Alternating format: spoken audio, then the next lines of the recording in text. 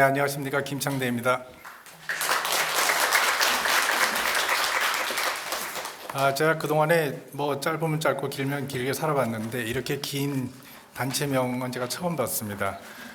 온 국민 마음 건강을 위한 전문상담사 단체협의회 회장입니다. 이제부터 제가 상단협이라고 그냥 부를까 합니다. 오늘 이 자리를 마련하게 되었는데요. 아마 이 자리는 저희가 두 가지 목적이 있는 것 같습니다. 저희 요즘에 사건 사고가 굉장히 많고 항상 많고 또 묻지마 폭행을 비롯해서 범죄를 비롯해서 굉장히 많습니다. 그리고 그거 이외에도 우리가 사실 이렇게 돌아보면 주변을 돌아보면 화가 굉장히 많이 있고 그걸 어떻게 정리를 해야 될지 제가 잘 모르는 이런 문화적으로도 그렇고 어떻게 사회적으로도 그렇게 되어 왔습니다. 이런 상황에서 이제 점점 한국이 위험해져 가는 것 같다라고 하는 게 저희들의 생각이고요. 이 상황에서 저희 상담하시는 분들이 무엇을 할 수 있는지를 한번 생각해 보는 시간이 되겠습니다. 사실 이거를 하려면 두 가지가 조건이 필요한 것 같습니다. 하나는 저희가 무엇을 하려고 할 때 각자 하지 말고 좀 하나로 이렇게 좀 전체 대우를 갖추어서 했으면 좋겠다는 그런 바람을 다짐하는 그런 자리이기도 하고, 그동안에 그런 일이 별로 없었는데 저희가 여러 상담 단체들이 이렇게 하자 저렇게 하자 얘기가 굉장히 많았습니다만은 이렇게 하나의 무슨 구체적인 문장을 가지고 하나씩 그 조건들에 대해서 거의 합의해 가고 이렇게 통합해 가는 경우는 아마 제가 기억하기로는 처음이라고 생각하고 있습니다. 다 좋은 뜻을 가지고 있었지만 이런 조건 저런 조건 이건 좀 이상하다 저런 건 좀 이상하다 우리랑 안 맞는다 많이 그러셨는데, 참 감사하게도 그리고 다행스럽게도 최소한 여기 30개 단체에서는 제가 다 확인을 드렸듯이 이런저런 대여섯 개 중요한 조건에 대해서는 다 동의를 하시고 합의를 해주셔서 이 자리에 오게 된 것 같습니다. 그리고 그거를 바탕으로 해서 법조문이 만들어지고 그것을 가지고 저희가 이제 앞으로 하나의 목소리로 저희가 이제 앞으로 나가고자 하는 거고, 저희가 일을 하고 싶다, 아까 말씀드렸듯이 여러 가지 위험한 상황에서의 좋은 일을 하고 싶다, 뭔가 뜻깊은 일을 하고 싶다는 게 저희의 뜻을 구체적인 문장으로 담아서 저희가 전달하는 그런 시간이 될 거라고 생각합니다. 그래서 내부적으로는 저희가 이 자리에 한 자리에 모여서 저희가 무엇에 대해서 합의를 하고 있고 어떤 조건으로 어떤 일을 하고 싶어 하는지를 한번 정리하는 시간이 될 것 같고요. 두 번째는 여기서 나온 여러 가지 이제 제안들이 있을 거고 정책 제안들이 있을 텐데, 그 제안들이 아마 저희가 내년에 총선이 있을 것으로 아는데 여기 나온 여러 가지 제안들 그리고 앞으로 계속 나올 여러 가지 제안들이 여러 그 총선에 여러 당에 좀 반영이 좀 돼서 저희들이 일을 할 수 있는 그런, 제가 훈련을 많이 쌓았는데 일을 할 수 있는 주소가 지금 현재 불분명한 상태에 있습니다. 제가 일을 할 수 있게끔 좀 정책에도 반영이 되고 그러기를 기대하는 그 두 가지 목적으로 모였다는 것을 기억을 해주시면 감사하겠습니다. 사실 걱정했습니다. 빈자리가 생기면 어떡하지 걱정했습니다. 근데 항상 저 개인적으로 그동안에 돌아봐도 제가 기대하는 것보다 항상 많이 채워주시더라고요. 그래서 대단히 이렇게 감사드리고 굳은 날 함께 해주시면 대단히 감사드립니다. 네.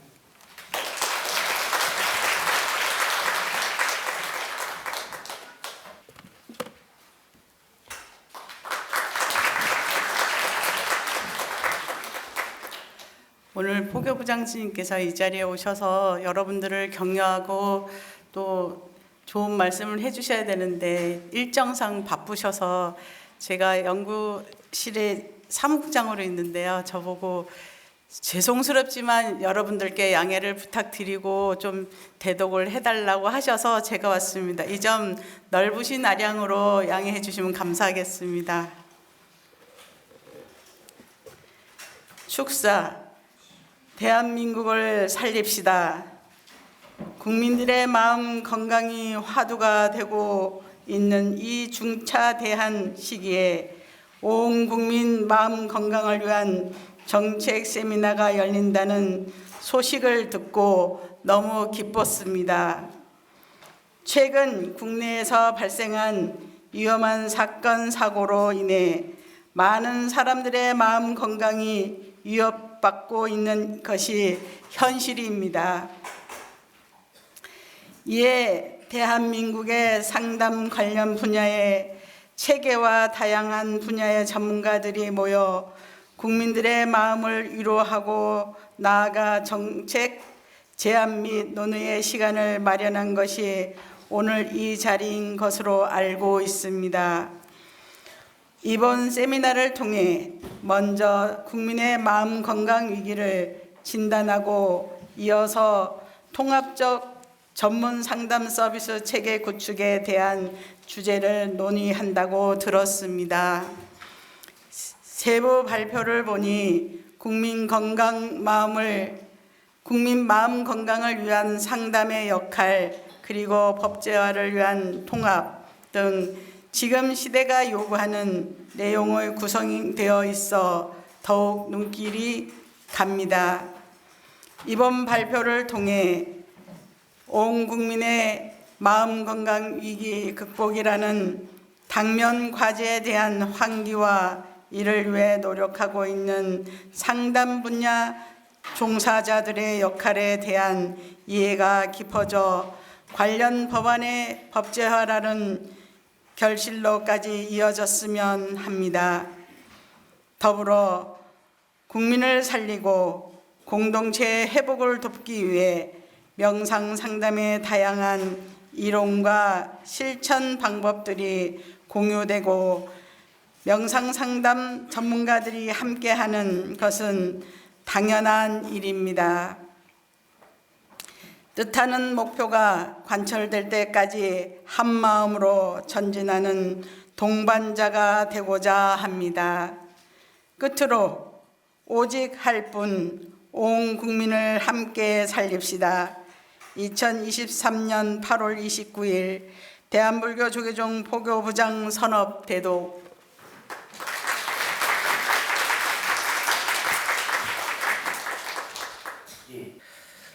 안녕하세요. 전문 상담사 단체협의회 고문을 맡고 있는 천주교 신부 민범식입니다.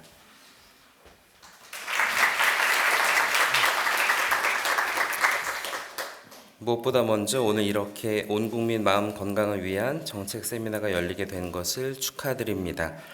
다들 아시는 것처럼 오늘의 한국 사회가 외형으로는 많이 성장한 듯 보이지만 내적으로는 많은 어려움과 숙제를 안고 있습니다. 최근 연이어 벌어지는 흉기 난동 사건은 둘째 치고라도 세월호부터 시작하여 작년 이태원 참사, 올해 오송 지하차도 참사, 그리고 사회 각계각층에서 극단적 선택으로 목숨을 잃는 일이 매일 일어나고 있습니다. 한류에 K-팝 열풍에 많은 성공을 이루고 있는 한국 사회처럼 보이지만 이러한 성공이 마치도 동전으로 쌓아 올린 아슬아슬한 탑처럼 느껴지는 것이 어제 오늘의 일은 아니라고 생각합니다.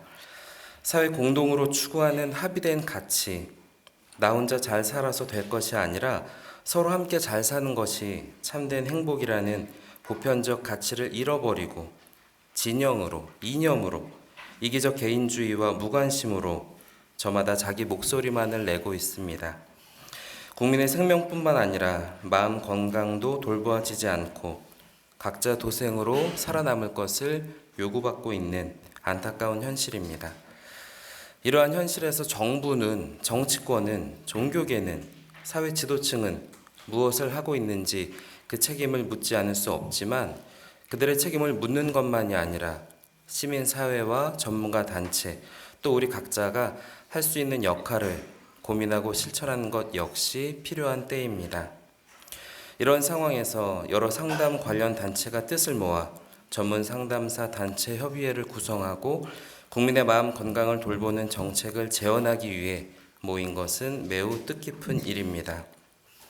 전문 상담사의 양성과 관리를 민간 단체들에게만 맡기지 않고 정부가 책임 있게 관리하자는 전문 상담사 법제화뿐만 아니라 국민의 마음 건강을 돌보기 위한 좋은 정책들이 오늘 정책 세미나를 통해서 싹을 틔우고 계속 발전하여 좋은 열매를 많이 맺으면 좋겠습니다. 다시 한번 오늘 정책 세미나 개최를 축하드리며 이번 세미나 개최를 위해 애쓰신 전문 상담사 협의회, 단체 협의회 관계자 여러분께 다시 한번 격려와 축하의 말씀을 드립니다. 감사합니다.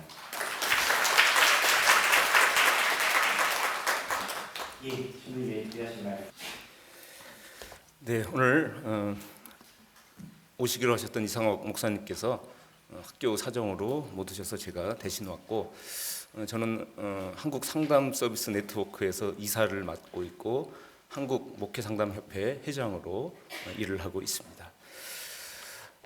제가 대독하도록 하겠습니다. 그동안 진정성을 가지고 꾸준하게 상담 서비스 법제화를 통한 온 국민 마음 건강 돌봄을 향해 정진해 오신 분들의 수고에 박수를 보내드립니다. 이 수고와 노력이 오늘까지 이어져서 포괄성, 전문성, 윤리성, 국민 마음 건강을 추구하는 새로운 통합 법안이 나오게 되었고 앞으로도 상담 서비스 법제화가 이루어지기를 기대합니다. 마음 건강은 상담과 종교의 영역에서 지대한 관심을 두며 실행해온 비의료 영역의 전문 분야인데 그동안 그 비중에 비해서 상담 영역의 전문성과 역할이 큰 관심을 받지 못해서 안타까운 마음이 듭니다. 전문적인 교육과 수련을 통해서 상담 역량을 갖춘 상담사들의 권익을 보호할 뿐만 아니라 상담사들이 법적이며 제도적인 관리와 보호 아래 건강하고 효율적인 상담 서비스와 마음 돌봄 서비스를 제공할 수 있는 제도적 여건을 만드는 일은 너무나도 중요합니다. 이 일을 통해 많은 국민의 마음 건강에 유익할 수 있는 건강한 상담 문화와 또 상담 환경이 구축될 것으로 생각합니다. 기독교 상담계는 국민 마음 건강 돌봄이라는 상담 서비스법의 취지에 맞게 법제화가 이루어지기를 기대하면서 범상담학계 또 범종교계와 함께 폭넓게 협력을 해오고 있습니다. 앞으로도 자격을 갖춘 건강한 상담사들이 온 국민의 마음 건강을 돌보는 날이 속히 오기를 기도하며 적극적으로 노력할 것입니다. 오늘 전문 상담사 단체 협의회가 주관하는 정책 세미나에서 우리 모두 하나된 마음과 뜻을 다시 확인하고 상담 서비스법과 관련된 중요 관심사에 대해 진지하게 논의하는 자리가 되기를 바랍니다. 마음 건강 증진이 더 효율적으로 이루어지고 국민의 삶의 질 향상에 기여하고 상담이라는 전문 영역이 더 강화되고 상담의 다양한 영역들이 더 의미 있게 협력하며 역할을 감당할 수 있을지 어떻게 그렇게 할 수 있을지 우리의 경험과 의견을 나누며 풍성한 소통과 공감의 자리가 되기를 간절히 바랍니다. 감사합니다.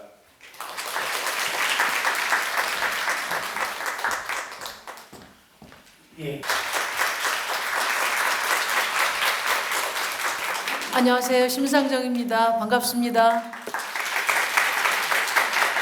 지난 7월 18일 30여 개 상담 관련 단체들이 힘을 모아서 협의회를 구성하셨다는 소식이 너무 기뻤습니다.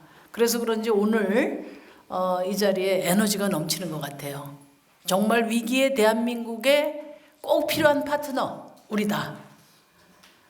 전문성 있고 헌신적인 상담의 역할이 우리 공동체를 더욱 선하게 또 희망찬 사회로 만들어갈 수 있다는 그런 자긍심이 느껴지는 그런 자리인 것 같습니다. 맞습니까, 여러분? 네.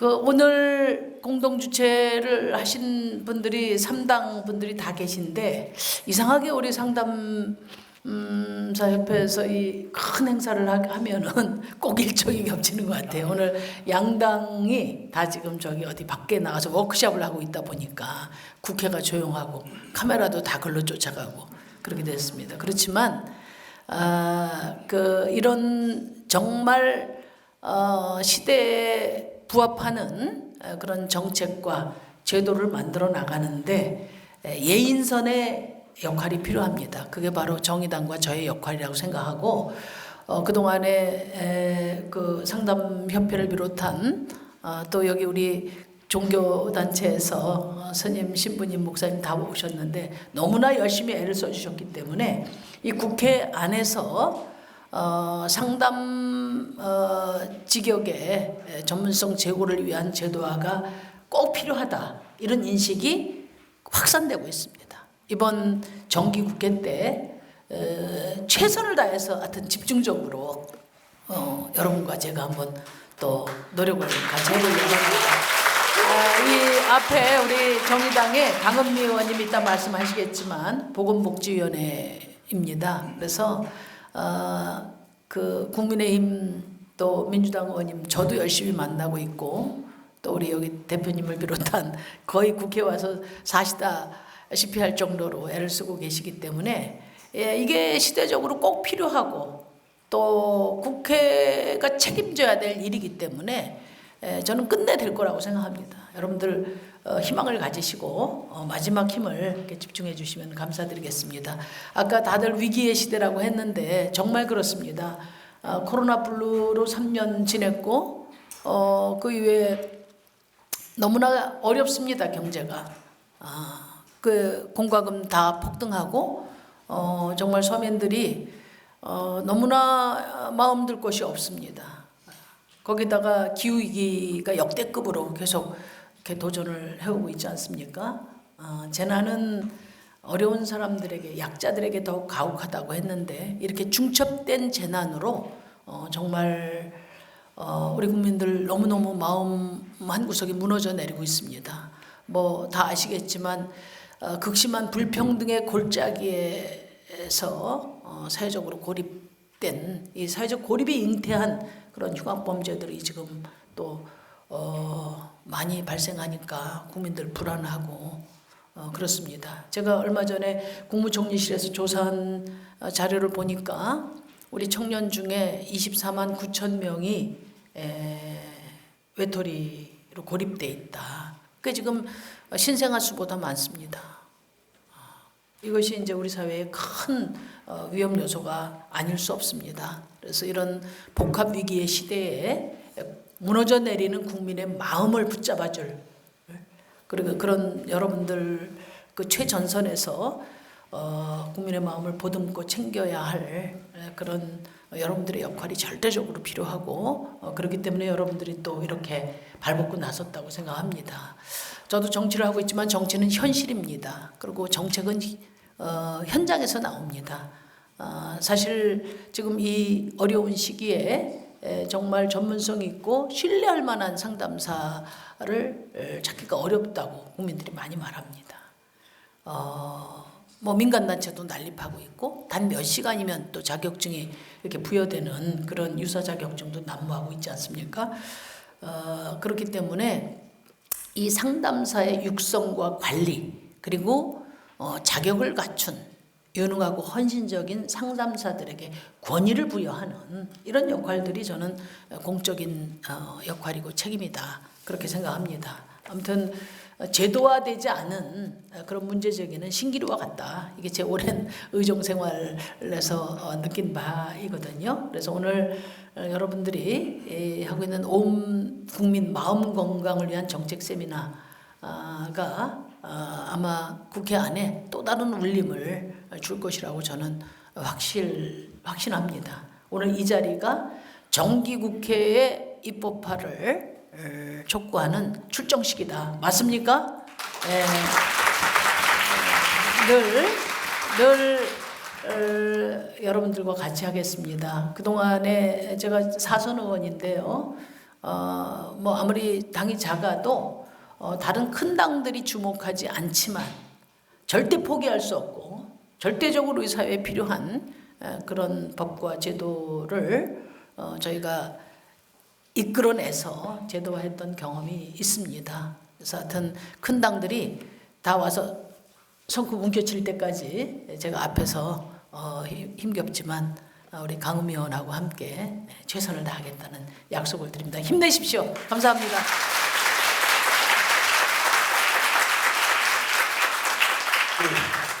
의원님의 응원을 말씀드리면서 감사드립니다.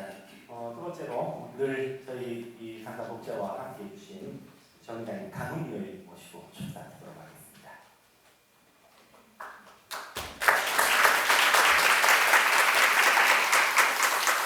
네, 반갑습니다. 국민의 건강을 책임지는 것은 국가의 중요한 의무입니다.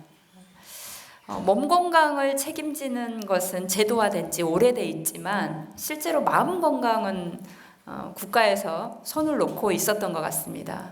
오랫동안 대한민국은 자살 1위 국가입니다. 마음 건강이 해쳐졌을 때 스스로 목숨을 끊거나 그리고 또 남을 죽이거나 이렇게 되는 것 같습니다. 그래서 최근에 나타나는 흉악범들의 문제가 그냥 지금 최근에 일어나는 문제가 아니라 스스로 목숨을 끊었던 많은 분들이 죽어도 세상이 바뀌지 않으니 다른 방식의 표현으로 나타났다고 생각합니다. 그런 면에서 정치에서는 그런 제도적으로 시민들이 건강할 수 있도록 체계를 마련하는 게 필요하지만 한편으로는 지금 당장 너무나 아파하는 분들을 어떻게 치유할 것인지와 관련해서 그동안의 제도가 제대로 받침되지 못했다는 생각을 합니다. 그런 와중에서도 여기 있는 여러분들이 그런 국민들의 마음을 붙잡아주고 어떻게 해서든 살 수 있는 힘을 주셔왔습니다. 너무 감사드리고요.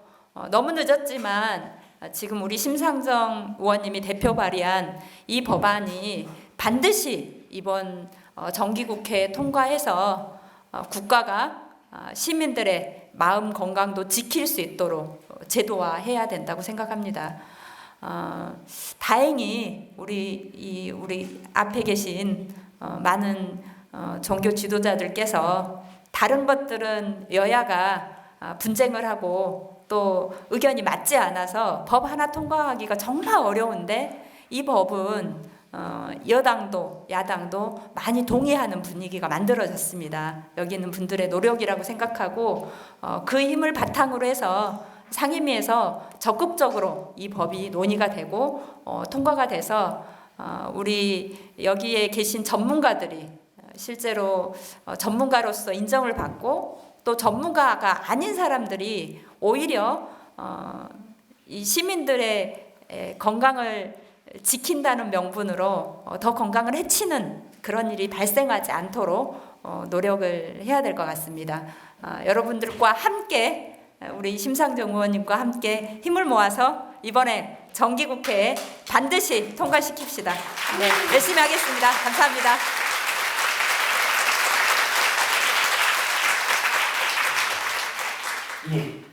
안녕하십니까. 국회 보건복지위원회 국민의힘 간사를 맡고 있는 강기훈 의원입니다. 먼저 온 국민 마음 건강을 위한 정책 세미나 개최를 진심으로 축하드립니다. 오늘의 정책 세미나 개최를 위해 수고해 주신 전문 상담사 단체 협의회 김창대 회장님을 비롯한 관계자 여러분의 노고에 진심으로 감사드립니다. 아울러 바쁘신 가운데 이 자리를 축하하고 함께하기 위해 오신 내 기빈 여러분께 깊은 감사의 말씀을 드립니다. 최근 우리 사회는 일련의 묻지마 폭력과 살인으로 인한 국민의 불안이 지속되고 있습니다. 특히 잇따라 발생한 서현역 흉기 난동을 비롯해 대전의 한 고등학교에서 일어난 교사 피습 사건, 신림동 성폭행 살인사건 등으로 많은 사람들의 마음 건강이 위협받고 있습니다. 이러한 상황에서 오늘 열리는 온 국민 마음 건강을 위한 정책 세미나는 매우 의미가 있다고 생각됩니다. 특별히 온 국민 마음 건강을 위해 전국의 전문 상담사 단체가 힘을 모아 국민의 마음 건강이 어떠한지 진단하고 정책 제안을 발표한 자리이기 때문입니다. 한 걸음 더 나아가 국민 마음 건강을 위해 통합적 전문 상담 서비스 체계를 어떻게 구축해 갈 것인지에 대해 심도 있게 연구한 결과를 발표하는 자리이기에 더욱 의미가 큽니다. 저 또한 보건복지위원회 위원으로 국민의 마음 건강에 관심을 기울이고 있기에 여러분의 행보를 응원합니다. 무엇보다 오늘 정책 세미나에서 발표한 내용이 국민의 마음 건강을 지키는 정책으로 발전되기를 진심으로 기대합니다. 다시 한번 온 국민 마음 건강을 위한 정책 세미나 개최를 진심으로 축하드리며 전문 상담단체 협의회 김창대 회장님을 비롯해 발제를 맡아주신 분들과 세미나에 관심을 갖고 귀한 발걸음 해주신 모든 분들의 가정에 건강과 행운이 가득하시길 기원드립니다. 감사합니다.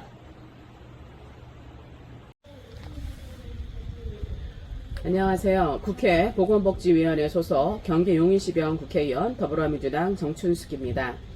온 국민 마음 건강을 위한 정책 세미나를 함께 주최하게 되어서 진심으로 기쁘게 생각합니다. 행사를 위해서 애써주신 전문 상담사 단체 협의회 관계자를 비롯한 모든 분들께 감사의 마음을 전합니다. 최근 흉기 난동 사건, 운동형 외톨이 고독사와 같은 여러 사회 문제로 인해 국민들의 마음 건강이 위협받고 있습니다. 이러한 상황 속에서 여러 상담사 단체들이 뜻을 모아 전문 상담사 단체 협의회를 구성하고 마음 건강 위기에 대한 진단과 정책 제언의 자리를 마련한 것은 매우 의미 있는 일입니다. 더 나아가 통합된 전문 상담 서비스 체계가 구축되어 전문 상담사 양성과 법제화가 이루어질 수 있도록 힘을 모아주시기 바랍니다. 저 또한 논의되는 내용을 세심히 살펴서 내실 있는 정책 대안을 마련하는 데 최선을 다하겠습니다. 오늘 발제와 토론을 맡아주시는 모든 선생님들께 감사드리고 토론회가 뜻깊게 의미 있는 성과를 내기를 기대합니다. 감사합니다.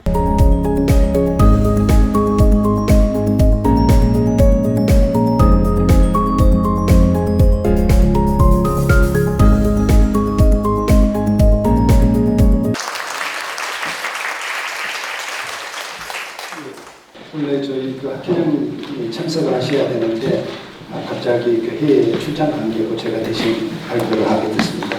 저는 환경국립대학교에서 장애 상담을 하고 있습니다. 그래서 오늘은 그 우리 상담이 왜 필요하는지 그리고 우리 전문 상담사의 역할은 어떤 건지에 대해서 아주 간단하게 말씀을 드리도록 하겠습니다. 여기 계시는 모든 선생님들이 잘 알고 싶다시피 우리 사회는 인사 말씀하시면서 위원님들이나 그다음에 종교 지도자님들이 말씀하신 것처럼 각계각층에서 상당히 매우 필요한 입장입니다. 우리가 태어난 순간부터 우리는 뱃속에서부터 고민을 하죠. 임산부부터 시작해서 가족 상담을 기본적으로 하게 되고 그다음에 우리가 이제 오면 청년들에 대한 부분들이 매우 이제 심각한 부분을 해서 각 시도에서는 청년을 위한 바우처 사업을 상담을 진행하고 있습니다. 실제. 그래서 이 일들이 그럼에도 불구하고 제한적이다 보니까 누구에게도 마음을 터놓을 수 있는 그런 기회들이 매우 제한이 이루어지고 있습니다. 그렇기 때문에 이들에게도 꼭 심리 상담이 필요하다고 할 수 있습니다. 그뿐만 아니라 중년층, 저도 이제 60이 넘어가는데 보통 이제 중립제다 보니까 정년 이렇게 하는데 우리가 그 조사를 해보면 우리나라 사람들의 정년이 보통 50.3세 이렇게 된다고 얘기해요. 그런데 심리적으로 일을 하고 싶은 부분은 65세, 70세까지도 여기서 일을 하고 싶다라고 얘기해요. 그러나 우리 사회가 그런 이 부분들을 위한 어떤 시스템이 만들어져 있거나 또 마음을 놓고 어디 가서 얘기할 수 있는 부분들은 안 되고 요새 우스갯소리로 이 남자가 되면 삼시세끼를 어떻게 하면 집에 가서 밥을 안 먹겠느냐 이런 말을 어디 가서 누구한테 하고 싶은데도 그런 부분들이 없고 이러다 보니까 미래에 대한 불안으로 인해서 자살률이 이제 급증하게 된다라고 합니다. 또한 우리나라에 이제 여러분 다 아다시피 고령화가 아주 급작스럽게 진행되고 있죠. 현재가 이제 17.5%인데 2050년이 됐을 때는 40%로 이러다 보니까 신체 건강뿐만 아니라 정신 건강, 그 우울에 대한 문제들, 자살률 그리고 우리나라 자살률의 거의 대부분의 보면 노인 자살률이 아주 심각하고 있는 부분이어서 요새 이제 우리 학회에서도 노인 상담에 대한 관심을 가지고 여기와 이제 국가적 연계를 해서 지금 MOU를 체결하고 지원을 하고 있는 입장입니다. 또한 임산부는 저도 잘 아시다시피 이래 이제 갑자기 이제 산후라든지 이런 부분에 인해서 어떤 체중의 변화, 심적인 변화 이런 부분들이 이제 매우 심각하게 일어나고 있고요. 또 최근에 돼서 이제 직장인들을 위한 각 기업들이 기업 상담을 적극적으로 하고 있습니다. 그러나 이걸 실상을 이렇게 봐보면 우리 상담사들에게 들어가는 상담료는 아주 현실적으로 기업에서 발주하는 것은 한 10만 원 정도 하고 있는데 우리 상담사에게 돌아오는 돈은 한 3만 원 내지 4만 원. 그리고 최근에 연구에 의하면 상담료와 상담의 질은 아주 밀접한 관계를 갖는다는 겁니다. 그래서 받는 만큼의 질을 하다 보니까 이게 악순환에 되게 있다라는 부분들이 이제 질적 저하를 초래하는 그런 부분이 일어나고 있고요. 특히 우리나라의 행복, 이제 위원님들도 다 말했지만 저는 저희 그 입법법이 의료적 행위가 아니고 비의료적 행위에서 특히 가장 중요한 게 뭐냐면 국민들의 행복 지수를 어떻게 하면 높여서 예방할 수 있도록 해줄 거냐, 이 부분이 가장 중요하다고 얘기합니다. 그래서 우리나라 이제 자살률이 10만 명당 자살수가 26% 정도 되고 국내 행복에 대한 지수가 점점 떨어지고 있어서 이 행복 지수를 우리 심의위원님도 말씀했지만 어떻게 하면 올릴 수 있겠냐, 그게 바로 상담이다라고 저는 봅니다. 그래서 이런 상담이 뭐하니까 필요성이 하다 보니까 무분별하게 우리 사회에 실제 요새 이렇게 길거리를 가다 보면 빌딩 하나에 상담실이 어떤 데는 2~3개씩 있을 정도가 있습니다. 특히 상담 우리 민간 자격증이 우리나라에 4,000개가 이상이 민간 자격증을 무자격자들이 발급되고 있다고 하는 거예요. 그래서 전문가들이 바로 이 상담을 해서 직접 향상해 줘야 될 거라고 봅니다. 그러면 이렇다라면 이제 심리 상담이 패러다임의 변화가 일어나야 된다는 거죠. 지금까지는 우리가 이제 마음 건강이다, 그럼 정신 건강에서 정신적 질환이나 이용군, 그 다음에 어떤 정신과적 치료 이런 쪽으로 접근을 했어요. 근데 연구에 의하면 정신과적 치료를 받았던 사람들이 행복한가를 물어봤더니 행복 지수가 엄청 떨어지더라는 거예요. 그래서 국민들이 이제는 앞으로는 어떻게 하냐, 모든 국민이 건강검진과 마찬가지로 이런 이 심리 상담의 대상이 될 거고, 그것들을 주기적으로 정신건강적 어떤 서비스가 이루어져야 되며 이런 부분들을 통해서 삶의 질과 인권을 향상시키는, 그래서 행복 지수를 높이는, 그래서 대한민국이 진짜 물질적인 어떤 10대 국가가 아니고 정신건강으로도 행복한 그런 국민이 됐으면 하는 바람입니다. 그래서 이런 패러다임의 변화에 따라서 저희 전문 상담사는 이런 역할을 해야 되겠다라고 저는 생각합니다. 모든 국민을 대상으로 해서 비의료적 어떤 마음 건강을 하는 이런 부분이 이루어지려면 일상적인 고민이나 적응 문제, 스트레스, 갈등, 삶의 의미를 찾는 것, 가벼운 우울이나 그 다음에 진로 이런 부분들을 해서 1차적으로 저희에게 해결을 하도록 하고, 그리고 해결하지 못하는 부분들에게서 집중적인 필요가 필요한 사람들은 저를 통해서 의료적 행위가 이루어지도록 하고, 그 의료적 행위를 통해서도 행복하지 않는 부분들 많습니다. 그래서 일상을 복귀할 때 꼭 심리상담이 필요하다라고 봅니다. 그래서 그에 맞는 어떤 지역사회와 행복한 삶을 살아갈 수 있는 구축을 하는 게 이 법안이 좀 가야 될 지향점이라고 봅니다. 그래서 저희 전문상담사가 사회복지사처럼 대학을 졸업하고 전문적인 교육을 받아서 자격증을 부여하고 또 대학원이라든지 박사를 받아서 더 전문적인 부분을 할 수 있도록 이런 마음을 만들어줬으면 하는 저희들의 바람입니다. 이상으로 간략하게 마치도록 하겠습니다.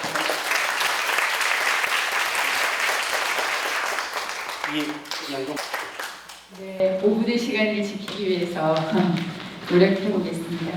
여러 학회에서 이렇게 귀한 의견들을 내주셨는데 저희 한국가족치료학회에 이 구두 발표할 시간을 내주셔서 진심으로 감사드립니다. 저는 국민 마음건강 위기에 대한 한국가족치료학회의 진단 및 제안을 발표하고자 이 자리에 섰습니다. 한국가족치료학회는 1988년에 설립되어서 가족 상담 치료 분야의 가장 권위 있는 학회로 존재하고 있습니다. 저는 한국가족치료학회 부회장을 맡고 있는 상명대학교 가족상담치료학과 조인숙이라고 합니다. 먼저 위기 진단을 보도록 하겠습니다. 본 학회는 현재 위기의 핵심에 한국 가족의 취약성 문제가 있다고 보고 있습니다. 최근 들어 계층 갈등이나 세대 갈등, 또 젠더 갈등 등에서 발생하는 사회적 고통이 사회 조직의 가장 기초 단위인 가족 안에서 농축되어 드러나고 있다고 보고 있습니다. 그리고 가족이 취약해지는 것이 다시 사회 문제의 원인이 된다고 진단합니다. 그 결과 부모의 권위 상실, 부부간의 헌신의 부재, 관계의 계약화, 애착 기반의 붕괴, 가족 내 폭력과 방임, 연인 관계에서 일어나는 폭력, 결혼과 출산 기피 현상 등의 가족 문제가 나타나고 있습니다. 가정의 행복도 양극화되어 가서 코로나 시대를 거치면서 집에 있으니 너무 좋아요 라는 사람과 집이 너무 힘들어요 라는 사람으로 극단적으로 나뉘게 되었습니다. 이러한 가족의 취약성은 국민 마음 건강의 기반을 붕괴시킵니다. 그래서 정신건강 문제, 아동 청소년 행동 문제, 자살과 대인 간 폭력 등의 문제를 악화시키는 배경이 되고 있다고 생각합니다. 조금 더 들어가서 가족 개입의 중요성을 보도록 하겠습니다. 가족의 기능이 약화되면 그리고 거기에 대한 적절한 개입이 부재할 경우에 가족 위기는 가속화되게 되어 있습니다. 그렇게 될 경우에 마음건강 문제는 더욱 가속화될 수밖에 없습니다. 그래서 마음건강 예방 차원에서 가족 건강성의 회복이 절실합니다. 또한 정신질환자 관리의 어떤 트렌드가 입원율을 감소시키는 방향으로 진행이 되고 있는데 그것은 정신질환자들이 있는 가족 안에 극심한 갈등 문제로 진행이 되고 가족 안에 어려움이 심화됩니다. 그러나 정부의 마음건강 종합대책 5개년 계획을 봤을 때 가족이라는 단어는 거의 보이지 않았고 아동, 청소년, 성인, 직장인, 노인 이런 개인만 언급이 되고 있었습니다. 개입의 초점을 가족 단위에 두는 접근이 매우 결여되어 있다는 생각입니다. 상담 서비스는 개인 상담, 집단 상담, 가족 상담 치료, 놀이를 포함한 매체 활용 상담 등 여러 형태가 존재를 하는데 거기에는 또 다양한 이론과 접근 방식이 활용되고 있죠.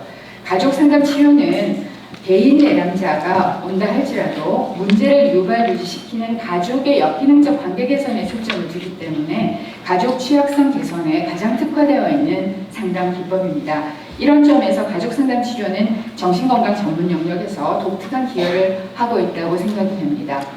참고로 미국의 경우 5대 핵심 정신건강 전문가 직군에 가족 치료사가 포함이 되어 있습니다. 이것은 한국의 정신건강복지법에서 정신건강 전문요원 안에 간호사, 사회복지사, 임상심리사, 작업치료사까지만 포함된 것과는 대조적입니다.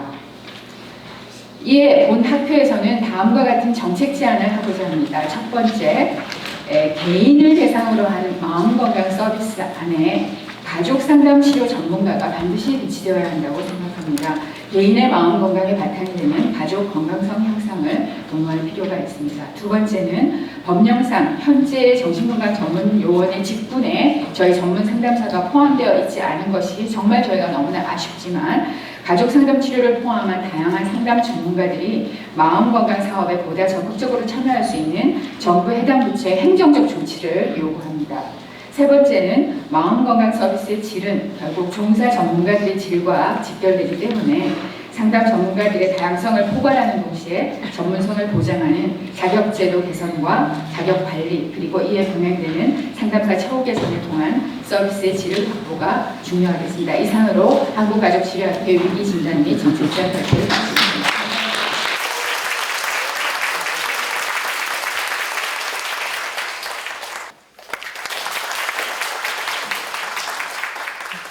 아끼기 위해서 조금 미리 나왔습니다. 안녕하십니까. 앞서 두 분께서 우리나라 국민의 마음건강 위기를 진단하고 이를 위한 학회별 제안을 발표해 주셨습니다. 저는 국민 마음건강을 위한 상담의 역할을 세 가지로 요약하여 말씀드리도록 하겠습니다. 첫째, 상담은 내담자의 변화를 촉진하는 실천적 전문 활동으로서의 역할을 합니다.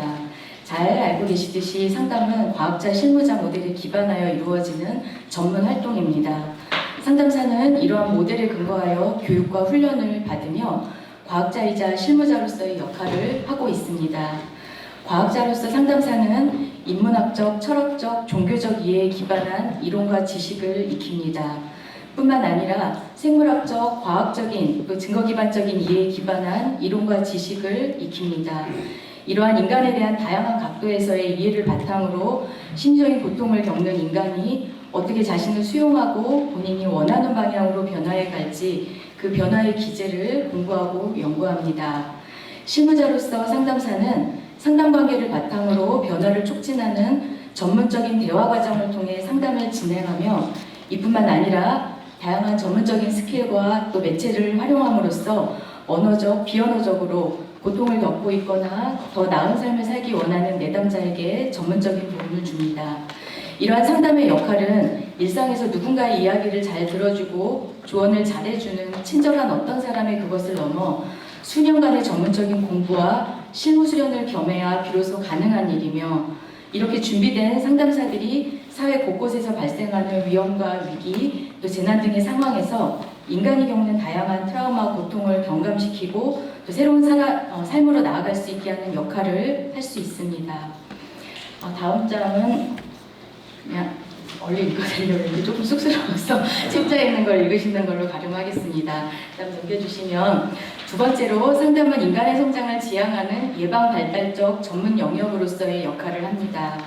마음건강관리의 패러다임은 앞서 말씀해 주셨던 것처럼 정신질환자, 고위험군의 증상관리에서 온 국민의 마음건강 증진과 삶의 질 향상으로 확대되고 있습니다. 미래에 이러한 방향으로 지속적으로 또한 나아가야 할 것입니다. 정신질환자나 고위험군의 관리는 매우 중요한 영역입니다. 이는 보건의료 영역으로서 입원과 약물 치료를 통해 증상을 완화시키며 관리하는 역할을 합니다. 그러나 이러한 경우에도 입원이나 약물 치료와 병행하여 전문 상담이 이루어지는 것이 매우 중요합니다. 그렇게 할 때 증상 완화에서 나아가 개인의 생각이나 관점의 전환, 또 감정을 조절하는 능력의 향상, 또 대인관계 역량의 증진, 또 현실적인 적응 능력의 향상 등이 이루어질 수 있습니다. 이러한 치료를 보완하는 역할로서뿐 아니라 상담의 더 큰 역할은 전 국민을 대상으로 예방발달적 역할을 하는 데 있습니다. 자기 이해의 증진, 또 대화의 기술, 자녀 양육에 대한 교육, 대인관계 기술의 향상 등 이러한 전반적인 예방적 개입이 온 국민적으로 이루어지는 것이 필요합니다. 또한 대부분의 사람들은 살면서 크고 작은 심리적, 관계적인 고민과 어려움을 마치 감기처럼 누구나 겪습니다. 이러한 시기를 지나갈 때 상담을 통해 내담자들은 새로운 관점으로 자신과 환경을 보게 되는 등 심리적인 성장을 통해 자신의 문제를 해결하고 극복해 갑니다. 이러한 특성은 보건의료 영역이 아닌 비의료적 사회복지 영역으로서의 상담의 전문적인 성격을 보여줍니다. 마지막으로 상담은 통합적 마음건강 서비스 시스템을 구축하는 구성하는 독립된 하나의 전문 직역으로서의 역할을 합니다. 오늘 정책 세미나에서 저희가 제안하는 국민 마음건강을 위한 핵심 정책의 하나는 통합적 마음건강 서비스 시스템의 구축입니다. 이에 대해 2부에서 더 자세하게 다루게 될 것인데요. 이 그림에서 보시는 것처럼 보건의료와 사회복지가 기존의 중요한 축으로서 그 역할을 하고 있습니다. 그러나 기존의 이 시스템만으로는 수적으로나 담당하는 영역적인 면에 있어서나 국민 마음건강 위기에 대응하고 전반적인 국민의 마음건강을 돌보는 일을 감당하기란 불가능합니다. 전문 상담은 하나의 독립된 직역으로서 통합적 시스템의 한 축을 구성하는 역할이 가능합니다. 사실 이미 어느 정도 이러한 역할을 하고 있지만 민간에 맡겨져 있다 보니 여기에서 오는 문제들이 많이 발생합니다.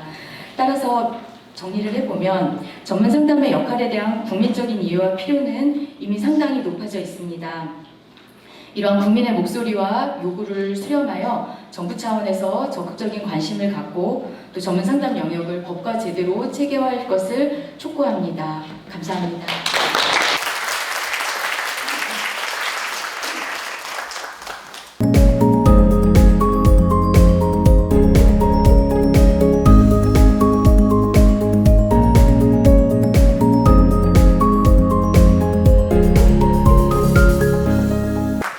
슬라이드를 제가 넘겨야 돼서요. 저는 여기서 발표를 하도록 하겠습니다.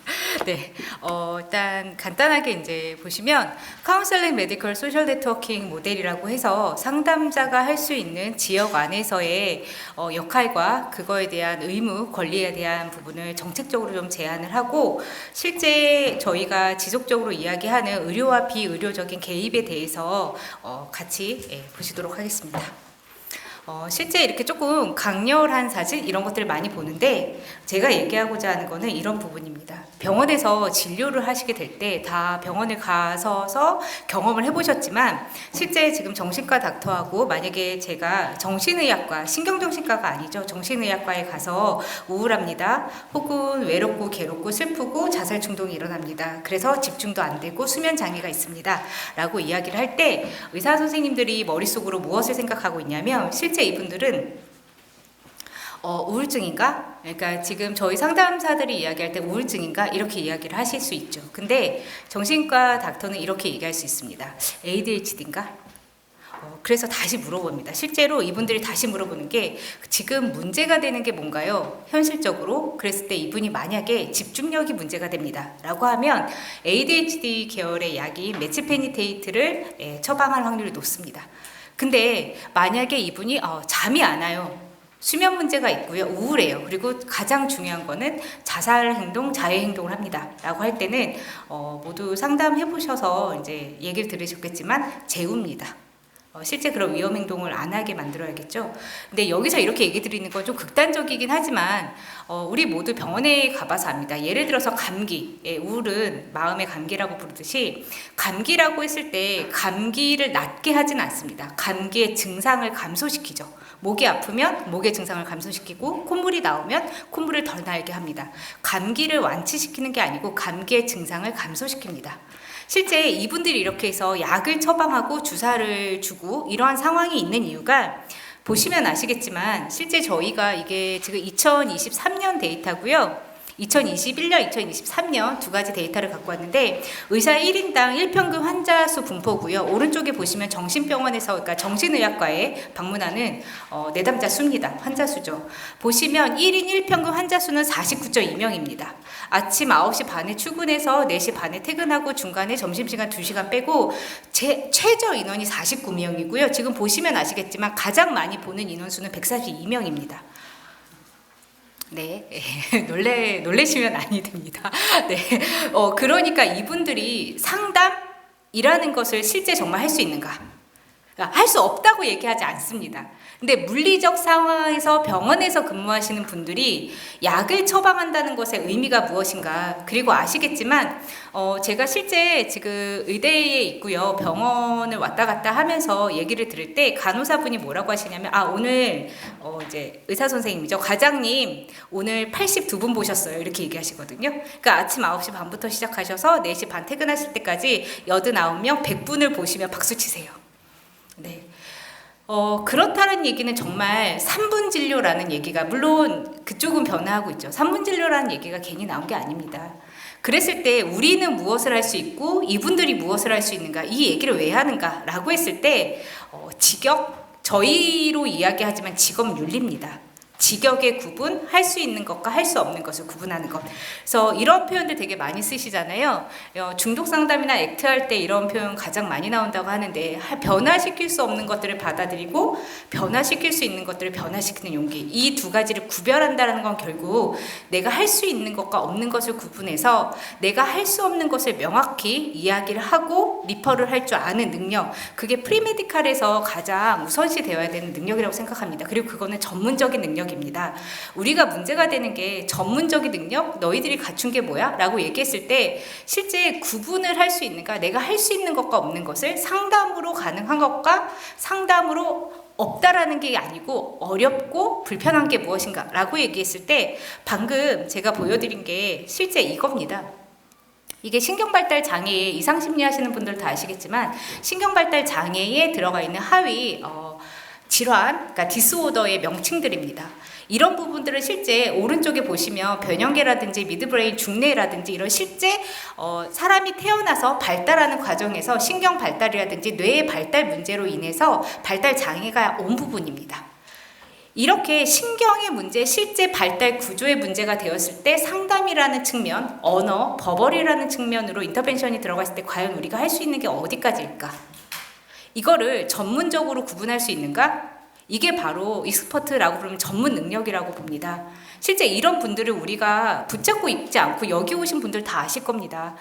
병원하고 같이 연계하고 리퍼하고 같이 코워크하면서 진행하고 있습니다. 근데 이런 부분들을 우리가 어떻게 얘기할 수 있을까? 근데 중요한 부분은 이게 직역으로 구분이 되면 저희가 이야기할 수 있습니다. 오셨습니까? 그럼 병원으로 연계하고요. 이 부분에서는 상담이 가능하고 이 부분은 병원과 함께 의료와 함께 혹은 다양한 치료와 함께 같이 가셔야 됩니다. 그리고 치료라는 것은 아시겠지만 저희가 사용하기에 좀 어려운 단어가 되었습니다. 이제는. 그럼 이런 치료라는 단어와 치유라는 단어를 어떻게 구분할 것인가? 이게 바로 직역의 문제입니다. 근데 이런 부분들이 나오는 이유는 결국엔 보여드리면 아시겠지만 지금 호스피스 상담이 있습니다. 그리고 호스피스 상담에 실제 상담사들이 많이 개입이 되어 있습니다. 그러니까 호스피스 병동, 요양병동 이런 병동에 상담사들이 많이 들어가 있습니다. 근데 중요한 건 뭐냐면 상담사들이 현재 들어가 있다고 해서 상담사들의 직역이 인정됐느냐? 이 부분은 생각해 보셔야 됩니다. 이유는 지금 보시면 아시겠지만 현재 호스피스 법적 직역 조건이 의사, 간호사, 사회복지사입니다. 상담사 없습니다. 왜? 상담사는 법으로 인정되는 직업군이 아닙니다. 여기서 법으로 인정된다는 건 뭐냐면 상담사라는 상담 법안이 없기 때문에 저희가 직역으로서 인정될 수 있는 한계가 존재한다는 것입니다. 그래서 지금 계속 얘기 드리시잖아요. 저희의 주소를 찾아가자, 저희가 할 수 있는 일을, 권리와 의무를 찾자, 이런 얘기를 할 때 호스피스 실제 법적 직역 조건 저렇게 3가지고요. 여기서 나오시면 보시겠지만 정신보건관리사, 이렇게 정신건강전문요원이라는 단어가 있습니다. 실제. 근데 여기서도 역시 보시면 아시겠지만 정신건강전문요원은 전문 분야에 따라서 정신건강인상심리사, 정신건강간호사, 정신건강사회복지사가 있고요. 정신건강작업치료사가 있습니다. 정신건강작업치료사 들어본 적 있으십니까? 작업치료사, 물리치료사 하시는 분들이 앞에 정신건강을 붙인 겁니다. 작업치료사, 물리치료사 하시는, 그러니까 그분들의 직역에 대한 얘기가 아니고요. 그분들이 하시는 일 중에 정신건강 작업치료사가 있고요. 이분들이 실제 저희가 하는 상담 역할을 안에 들어가서 하시기도 합니다. 저 되게 죄송한데 이분이 이럴 동안 우리는 뭐 했을까요? 이거 법적 직역 구조 안에 들어가 있습니다. 보시면 아시겠지만 정신건강사회복지사도 사회복지 서비스 지원에 대한 상담과 안내 이렇게 되어 있습니다. 직역과 법으로 이미 각자의 역할들과 직역 전문 역할들을 하고 있습니다. 이제는 더 이상 저희가 더 이상 늦추면 안 될 거라고 저는 생각합니다. 그래서 다 여기 모인 거고 모이신 거라고 생각합니다. 그래서 실제 보시면 그럼 정말로 이러한 우리가 직역을 인정받고 혹은 직업 이런 상담사 법안 그리고 상담사의 권리와 그다음에 직업의 구분 이런 것들을 할 수 있는 게 무엇이 있을까라고 좀 생각을 해봤더니 다들 아시고 계시겠지만 이미 지역 커뮤니티 케어에 상담사들 많이 들어가 있습니다. 그리고 그 열악한 처우를 견디면서 굉장히 열심히 일하고 있으십니다. 그래서 이런 부분에 있어서 그럼 우리는 무엇을 할 수 있을까? 체계를 시스템을 구축하는데 우리가 어떻게 들어갈 수 있을까라고 보시면 실제 이제 쭉 나와 있지만 이제 정부 관심 있는 주제 정책과 그다음에 상담사 분들이 지금 들어가 있는 역할들을 좀 제가 확인해봤습니다. 했더니 노노케어라고 아실 겁니다. 고령자 대상으로 해서 고령자 대상으로 고령자가 케어를 하는 겁니다. 근데 중요한 거는 그러다 보니까 고령자 케어에 있어서 이분들이 마음을 다치는 일이 많습니다. 근데 이분들을 또한 케어하실 수 있는 역할을 하는 직역군이 없습니다. 그래서 이 부분에 대한 관심도 높아가고 있고요. 그러니까 이걸 보여드린 이유는 지금 지역 커뮤니티 내에서 사회복지사라든지 의료 지원이라든지 이런 부분들은 되고 있는데 공식적으로 상담사라든지 상담 지원이라든지 이런 부분들은 많이 존재하진 않습니다. 그래서 정책적으로 만약에 시스템이 구축이 된다면 상담사 역할로서 상담사가 들어갈 수 있는 부분들을 찾아서 들어갈 수 있는 부분도 있다고 생각합니다. 그리고 확실히 공동 개입을 했을 때 더 나은 효과와 영향을 미치고 있다고 봅니다. 예를 들어서 다 아시는 부분이에요. 실제 상담이 그럼 상담사 개입이나 상담 시스템이 없냐? 아닙니다. CYS 넷이라든지 지역 커뮤니티 케어하고 같이 연결되어 있는 네트워크망이 존재합니다. 여기에 실제로 직역으로 명확하게 상담사가 들어가 있어야 된다고 생각합니다. 그래서 이런 시스템 구축에 상담사 개입이라든지 상담사 역할이 어떻게 되어 있어야 되는지 확인을 할 필요가 있지 않을까라고 생각을 하고요. 실제 이 사례는 공개가 되어 있는 사례이기 때문에 제가 보여드리면 13세 청소년이고 자해 문제로 위기상담센터 즉 건강가정지원센터로 연계되죠. 학교 내에서 자해 사건을 일으켰기 때문에 이때 붙는 게 사회복지사 건강지원센터입니다. 근데 이 학생에게 정말 필요한 것이 무엇이었을까라고 했을 때 13세 청소년 다 아실 겁니다. 부모라든지 이런 부분들이 케어가 필요한데 실제 부모 케어에 있어서 어려움이 있습니다. 한계가 있죠. 이럴 때 공동 네트워크망으로 그 지역의 상담사와 의료와 사회복지와 다양한 시스템이 구축이 된다면 그 지역에 있는 건강한 마음 건강을 위한 관리 시스템이 구축이 될 거라고 생각을 합니다. 그래서 이런 부분에 대한 이야기를 하고요. 상담사는 개별적이고 직역 외로 논의가 되어 있었다. 그렇기 때문에 실제 커뮤니티 케어에서는 이렇게 체계적 지원 과정 경험이 있음에도 불구하고 법적으로 보장을 못 받고 있기 때문에 제외되는 역할들이 많다라는 걸 얘기 드리고, 이거는 아까 양종구 교수님께서도 보여드린 것처럼 실제 우리나라가 앞으로 어떻게 가야 되냐, 삶의 질 증진, 인권 증진, 그러니까 건강한 사람들을 대상으로, 이런 표현들이 되게 많이 있습니다.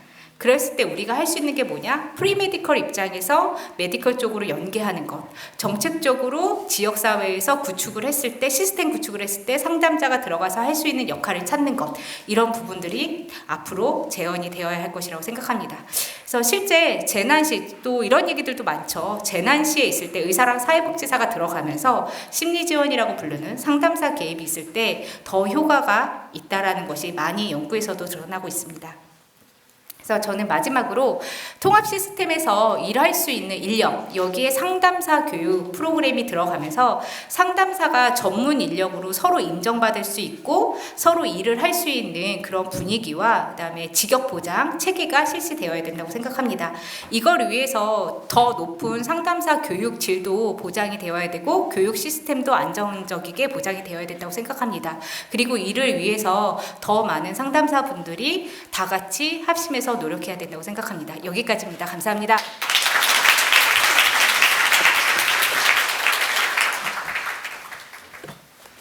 예, 안녕하세요. 동국대학교 이필원입니다. 제가 오늘 발표할 주제는 온라인 기반 상담 서비스 플랫폼 및 앱 구축인데요. 디지털 그 제목하고는 약간 다르지만 내용 동일합니다. 제가 오늘 드릴 말씀은 딱 두 가지입니다. 사실은. 그래서 조금 시간적인 부분들을 절약하기 위해서 빨리 진행해 보도록 하겠습니다. 우리나라는 2022년도에 그 전자정부 세계 순위가 3위에 링크되어 있습니다. 그만큼 기본적인 인프라망이 잘 구축이 되어 있는 나라다라고 볼 수가 있겠죠. 그리고 핸드폰과 인터넷 그 사용률은 거의 100%에 육박합니다. 그래서 우리나라는 기본적으로 온라인 사업을 무엇인가 시스템을 구축하는 데 있어서는 기본적인 토대가 너무나 뚜렷하게 탄탄하게 잘 갖춰져 있다라고 얘기를 할 수가 있겠습니다. 그럼에도 불구하고 우리나라는 아직 상담과 관련된 국가 차원에서 플랫폼이 전무한 상태입니다. 덴마크 같은 경우 좀 사례를 살펴보도록 하겠습니다. 덴마크는 선진국 가운데서는 행복지수가 가장 높은 나라라고 알려져 있습니다. 그럼에도 불구하고 국민당 5명 중 1명이 우울증으로 고통받고 있다라고 이야기를 하고 있습니다. 지금 화면에서 보시는 것은 만트라케어라고 하는 상담 전문 그 플랫폼인데요. 웹사이트인데 여기에서 사용 후기 가운데 하나를 소개해 드리고자 합니다. 사용 후기를 보시게 되면 내가 원할 때면 언제든지 나는 테라피스트한테 문자를 보낼 수가 있다라고 되어 있습니다. 이것이 하나의 포인트인 거죠. 우리가 상담을 받고 싶을 때 시간대가 정해져 있지가 않잖아요. 갑자기 내가 상담받고 싶은데 상담받을 때가 없어요. 그러면 내가 갖고 있는 안에 있는 문제를 해결할 수 있는 그런 어떻게 보면 골든타임을 놓치는 경우가 많이 있다라고 하는 부분인 거죠. 내가 긴급한데 상담소 가서 예약을 하고 상담소가 열 때까지 기다려야 되고 또는 정신의학과 찾아가서 의사 선생님한테 면담 요청하고 하는 것들이 사실은 굉장히 번거롭고 내가 지금 굉장히 우울하고 또는 분노에 차서 내가 스스로 통제가 안 되는데 그러한 시간을 우리가 벌어가지고 확보해가지고 찾아간다라고 하는 것은 생각보다 쉬운 일이 아니다라고 볼 수가 있겠죠. 덴마크에서 이런 그 온라인 테라피를 이용하는 사람들이 굉장히 많이 있는데 성인 4명당 1명이 이용하고 있고 그 이용자 수는 계속 증가하고 있다라고 알려져 있습니다. 그 증가의 이유를 원인을 좀 살펴봤는데 일단 편리함과 접근성입니다. 시간과 장소를 구애받지 않는다라고 하는 부분인 거죠. 그리고 익명성이 보장된다라고 하는 거예요. 사실 상담을 하다 보면은 내담자하고 상담사의 라포 형성이 있어야 되는데 이건 물리적 시간 시간이 필요하잖아요. 그런데 익명성이 보장되게 되면 라포 형성이 되지 않았다 하더라도 내가 갖고 있는 문제를 즉각적으로 호소하고 그것에 대해서 전문 상담사로부터 피드백을 받을 수 있는 그런 구조가 가능해진다라고 하는 부분인 거죠. 그리고 실제 오프라인보다는 온라인에서 이루어지는 것들이 저렴한 가격이 갖고 있는 것도 또 하나의 장점이라고 볼 수가 있겠습니다.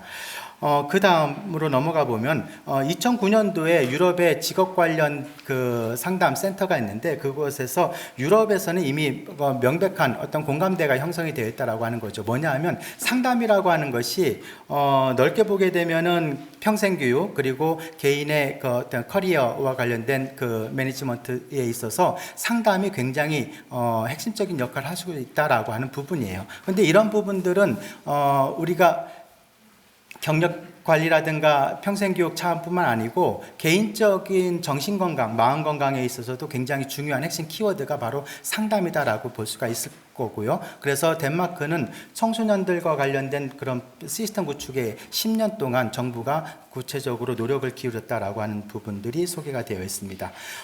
덴마크의 상담 웹사이트는 굉장히 많이 있는데요. 그 가운데 대표적인 거 3가지 소개해드렸고요. 그리고 미국 같은 경우에는 미국 민간 온라인 기반 상담 서비스가 가장 잘 이루어지고 있는 나라가 또한 미국인 것 같습니다. 그 가운데 첫 번째 톡스페이스하고 베러헬프라고 하는 이곳이 가장 많은 사람들이 이용하고 있는 것인데요. 앱도 굉장히 잘 갖춰져 있어서 원할 때면 내가 언제든지 상담을 받을 수 있는 그런 시스템이 잘 갖추어져 있습니다.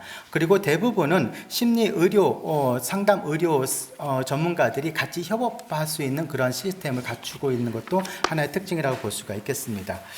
우리나라에서 발표된 논문에서 이제 비대면 상담 프로그램의 유용성과 제한점에 대한 이야기를 하고 있는데요.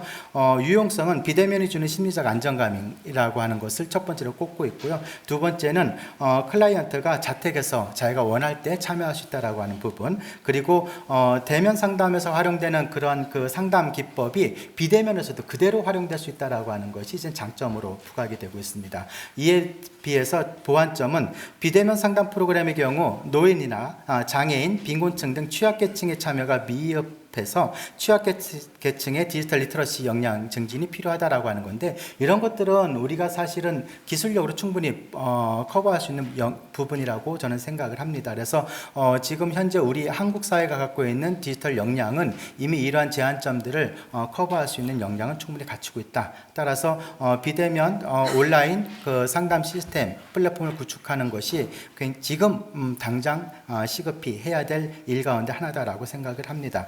한국의 경우에는 온라인 기반 전문 상담 플랫폼이 전무한 상황이다라고 하면은 아니 있지라고 대답하실 분들이 많이 있을 것 같습니다. 예, 우리나라도 있습니다. 마이 카운슬러라든가 크몽, 승고, 네이버, 엑스퍼트 등이 있는데 마이 카운슬러 같은 경우가 이제 대표적인 예가 될 테고요. 그리고 앱 가운데서는 마인드 카페라고 하는 앱이 있는데 100만 이상이 이제 이 다운로드 받아가지고 사용하고 있는 것으로 알려져 있습니다. 그래서 우리나라도 이미 이 온라인에서 상담을 받고 싶어하는 사람들은 넘쳐나고 있다라고 하는 점을 우리가 확인해 볼 수가 있겠습니다. 자, 이제 구체적으로 제안을 드리려고 하는 내용입니다. 앞에 정문주 교수님께서 말씀하셨지만 상담하고 의료라고 하는 이 영역이 사실은 비의료와 의료 이 두 가지를 대표하는 영역이라고 볼 수가 있겠죠. 그런데 이 두 영역이 서로 협업을 할 때 가장 국민들의 마음 건강을 위해서는 최적의 시스템을 만들 수 있다라고 볼 수가 있는 것이죠. 근데 상담은 일반인 대상으로 하는 거고요. 그 다음에 치료라고 하는 것은 환자를 대상으로 하는 거지 않습니까? 이 두 개가 영역이 명확하게 구분이 된다라고 하는 부분이에요. 그런데 일반적으로 건강한 사람일지라도 갑작스럽게 상담을 받고 싶어 할 때가 있단 말이죠. 그럴 때 우리가 어떻게 정신의학과에 찾아가서 상담을 받겠습니까? 전문 상담사를 찾아가서 상담을 받아야 되겠죠. 그리고 심리적인 어려움을 호소하는 사람 가운데 경계선상에 놓여 있는 사람들이 있습니다. 그럴 경우에는 먼저 전문 상담사한테 상담을 받고 의료 시스템으로 연결되는 이러한 구조들을 우리가 확보하는 것이 무엇보다 필요하다라고 생각되는 지점입니다. 그래서 상담자가 온라인에 등록을 하게 되면 전문 상담사와 상담을 하게 되고, 그래서 이건 상담으로 지속적으로 하게 되면 충분히 개선된다라고 하면 전문 상담사와 관계를 가지면 되는 것이고요. 그렇지 않으면 전문 상담사가 의료 시스템으로 연결을 시켜줘 가지고 약물 치료라든가 적절한 의료적 행위를 받을 수 있도록 도와주면 되는 것이죠. 그런데 이것은 반대도 포함이 되는 겁니다.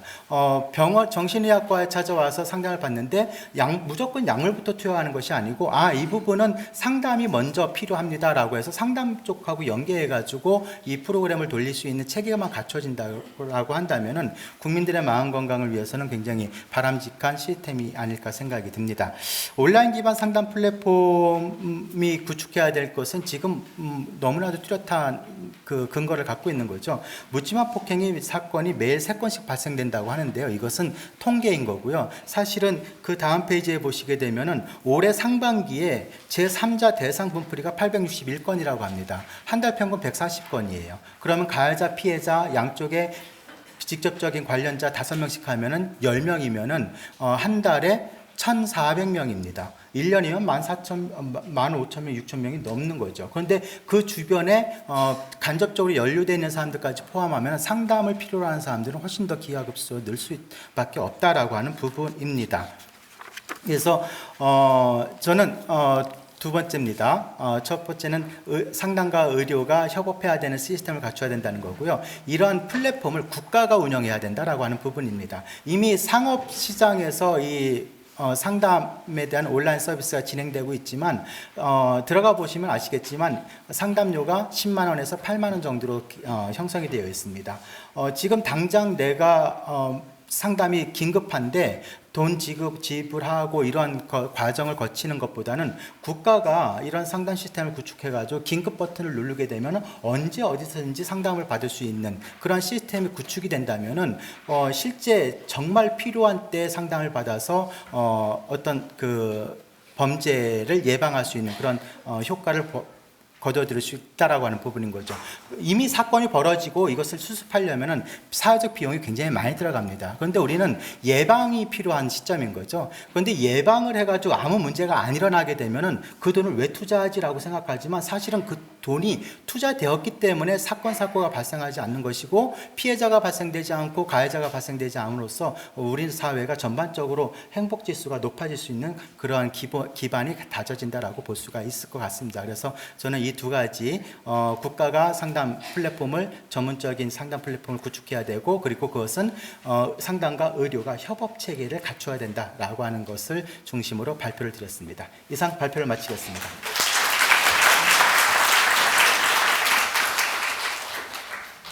예. 자, 제가 오늘 말씀드릴 거는 사실 앞부분을 보니까 앞부분은 지금 그동안에 오늘 말씀 앞에 해주셨던 부분하고 거의 비슷합니다. 거의 비슷해서 빨리빨리 넘어갈 것 같고요. 뒷부분은 여러분이 이미 아시고 계시지만 다시 한번 복습하는 의미로 말씀드려서 드리면 될 것 같습니다. 일단 위험한 대한민국이라고 되어 있는데요. 대한민국이 당면한 위험, 뭐 아시죠? 뭐 워낙 그 단어들이 많습니다. 무차별적 적대감, 칼부림, 묻지마 범죄 쭉 있고 뭐 성폭, 가폭, 데이트 폭력, 갑질 문화를 비롯해서 이기주의, 뭐 실업, 무력감, 그 다음에 학생 교사 폭력, 인권의 문제, 가상 공간에서의 증오나 조롱이나 비난이나 비아냥이나 하여튼 여러 가지 이런 단어들이 있습니다. 이런 이제 위험한 대한민국이라고 했을 때 저희는 사실은 경제 쪽은 아닌 것 같고요. 지금 현재 이런 단어들로 대표되는 분위기 그리고 이런 단어들에게 저희들이 겪을 때 겪는 힘듦, 고통, 상처, 그리고 분노 여러 가지들 이런 것들을 저희가 지금 위험하다고 하는 거죠. 지금 당장 다리가 무너진다 이거는 저희가 지금 하는 일은 아닌 것 같습니다. 위험한 대한민국일 때 지금 여기 나와 있는 단어들을 가만히 보면 결국 저거를 어떻게 해결하지? 라고 했을 때 저희 머릿속에 떠오르는 거는 뭐 상담이란 말로 한마디 하겠지만 관계, 감정, 관계 회복, 감정의 조절, 그 다음에 적절한 해소, 그 다음에 영성, 현재가 아니라 초월적인 거에 대한 이해, 마음 건강, 그리고 저희가 놓치지 말아야 될 거는 저희가 지금 겪는 여러 가지 위험을 겪는 분들이 약자다라고 생각할 수 있지만 약자로 끝나냐? 아니라고 생각합니다. 그분들의 힘을 키워서 강한 사람으로 만드는 것들이 저희가 해야 될 일이라고 생각하고, 이런 단어들, 아래에 있는 노란색에 있는 단어들이 저희 상담사들이 해야 될 일이 아닌가 생각합니다. 그래서 저희가 위험한이라고 했을 때 상담사가 할 일은 아래 노란색에 있는 여러 가지 단어들로 생각해 볼 수 있겠습니다. 자, 그러면 위험을 해결하는데, 자, 여기 지금 이 일을 일으킨 사람들, 그 다음에 원인 제공자, 그 다음에 이 일을 당한 사람들, 좀 전에 이필원 교수님도 말씀하셨지만, 그리고 그 주변의 사람들, 이분들이 다 정신병자인가요? 아닌 거예요. 절대로 아닙니다. 근데 저희가 이분들을, 그리고 아까 80명이라고 그러셨나요? 하루에? 거기에 가서, 물론 도움을 받으셔야죠. 그러나 굉장히 숫자적으로도 부족하죠. 그래서 이분들이 의사를 찾아가야 되는가? 모두 정신병인가? 뭐 가해자? 그럼 피해자는 어떻게 할 건가? 그리고 이분들이 경제적, 사회적 지원으로 해결할 수 있나? 해결하면 다 되나? 그런 것도 아니잖아요. 그래서 앞에 다 말씀하셨지만 의료 그리고 사회복지가 하는 일이 물론 중요하고 하지만 그 중간 부분에서 저희들이 할 일이 분명히 있다고 생각을 합니다. 그러면 기존의 조력 서비스 주체를 가만히 보시면 보건의료 그리고 사회복지, 여기 있는 단어들은 홈페이지에 들어가서 쭉 한번 본 겁니다. 홈페이지에 들어가서 메뉴들을 보니까 이런 메뉴들로 있는 것 같습니다. 그러면 이 아까 말씀드렸던 노란색 단어들은 누가 할 수 있나요? 라고 하는 질문을 할 수가 있고요. 그 다음 페이지 보시면, 그래서 아까 앞에 말씀 나왔지만은 보건의료와 사회복지가 할 수 있는 일, 그리고 저희가 할 수 있는 일, 이 필요하다고 저희들은 항상 생각하고 있죠. 그리고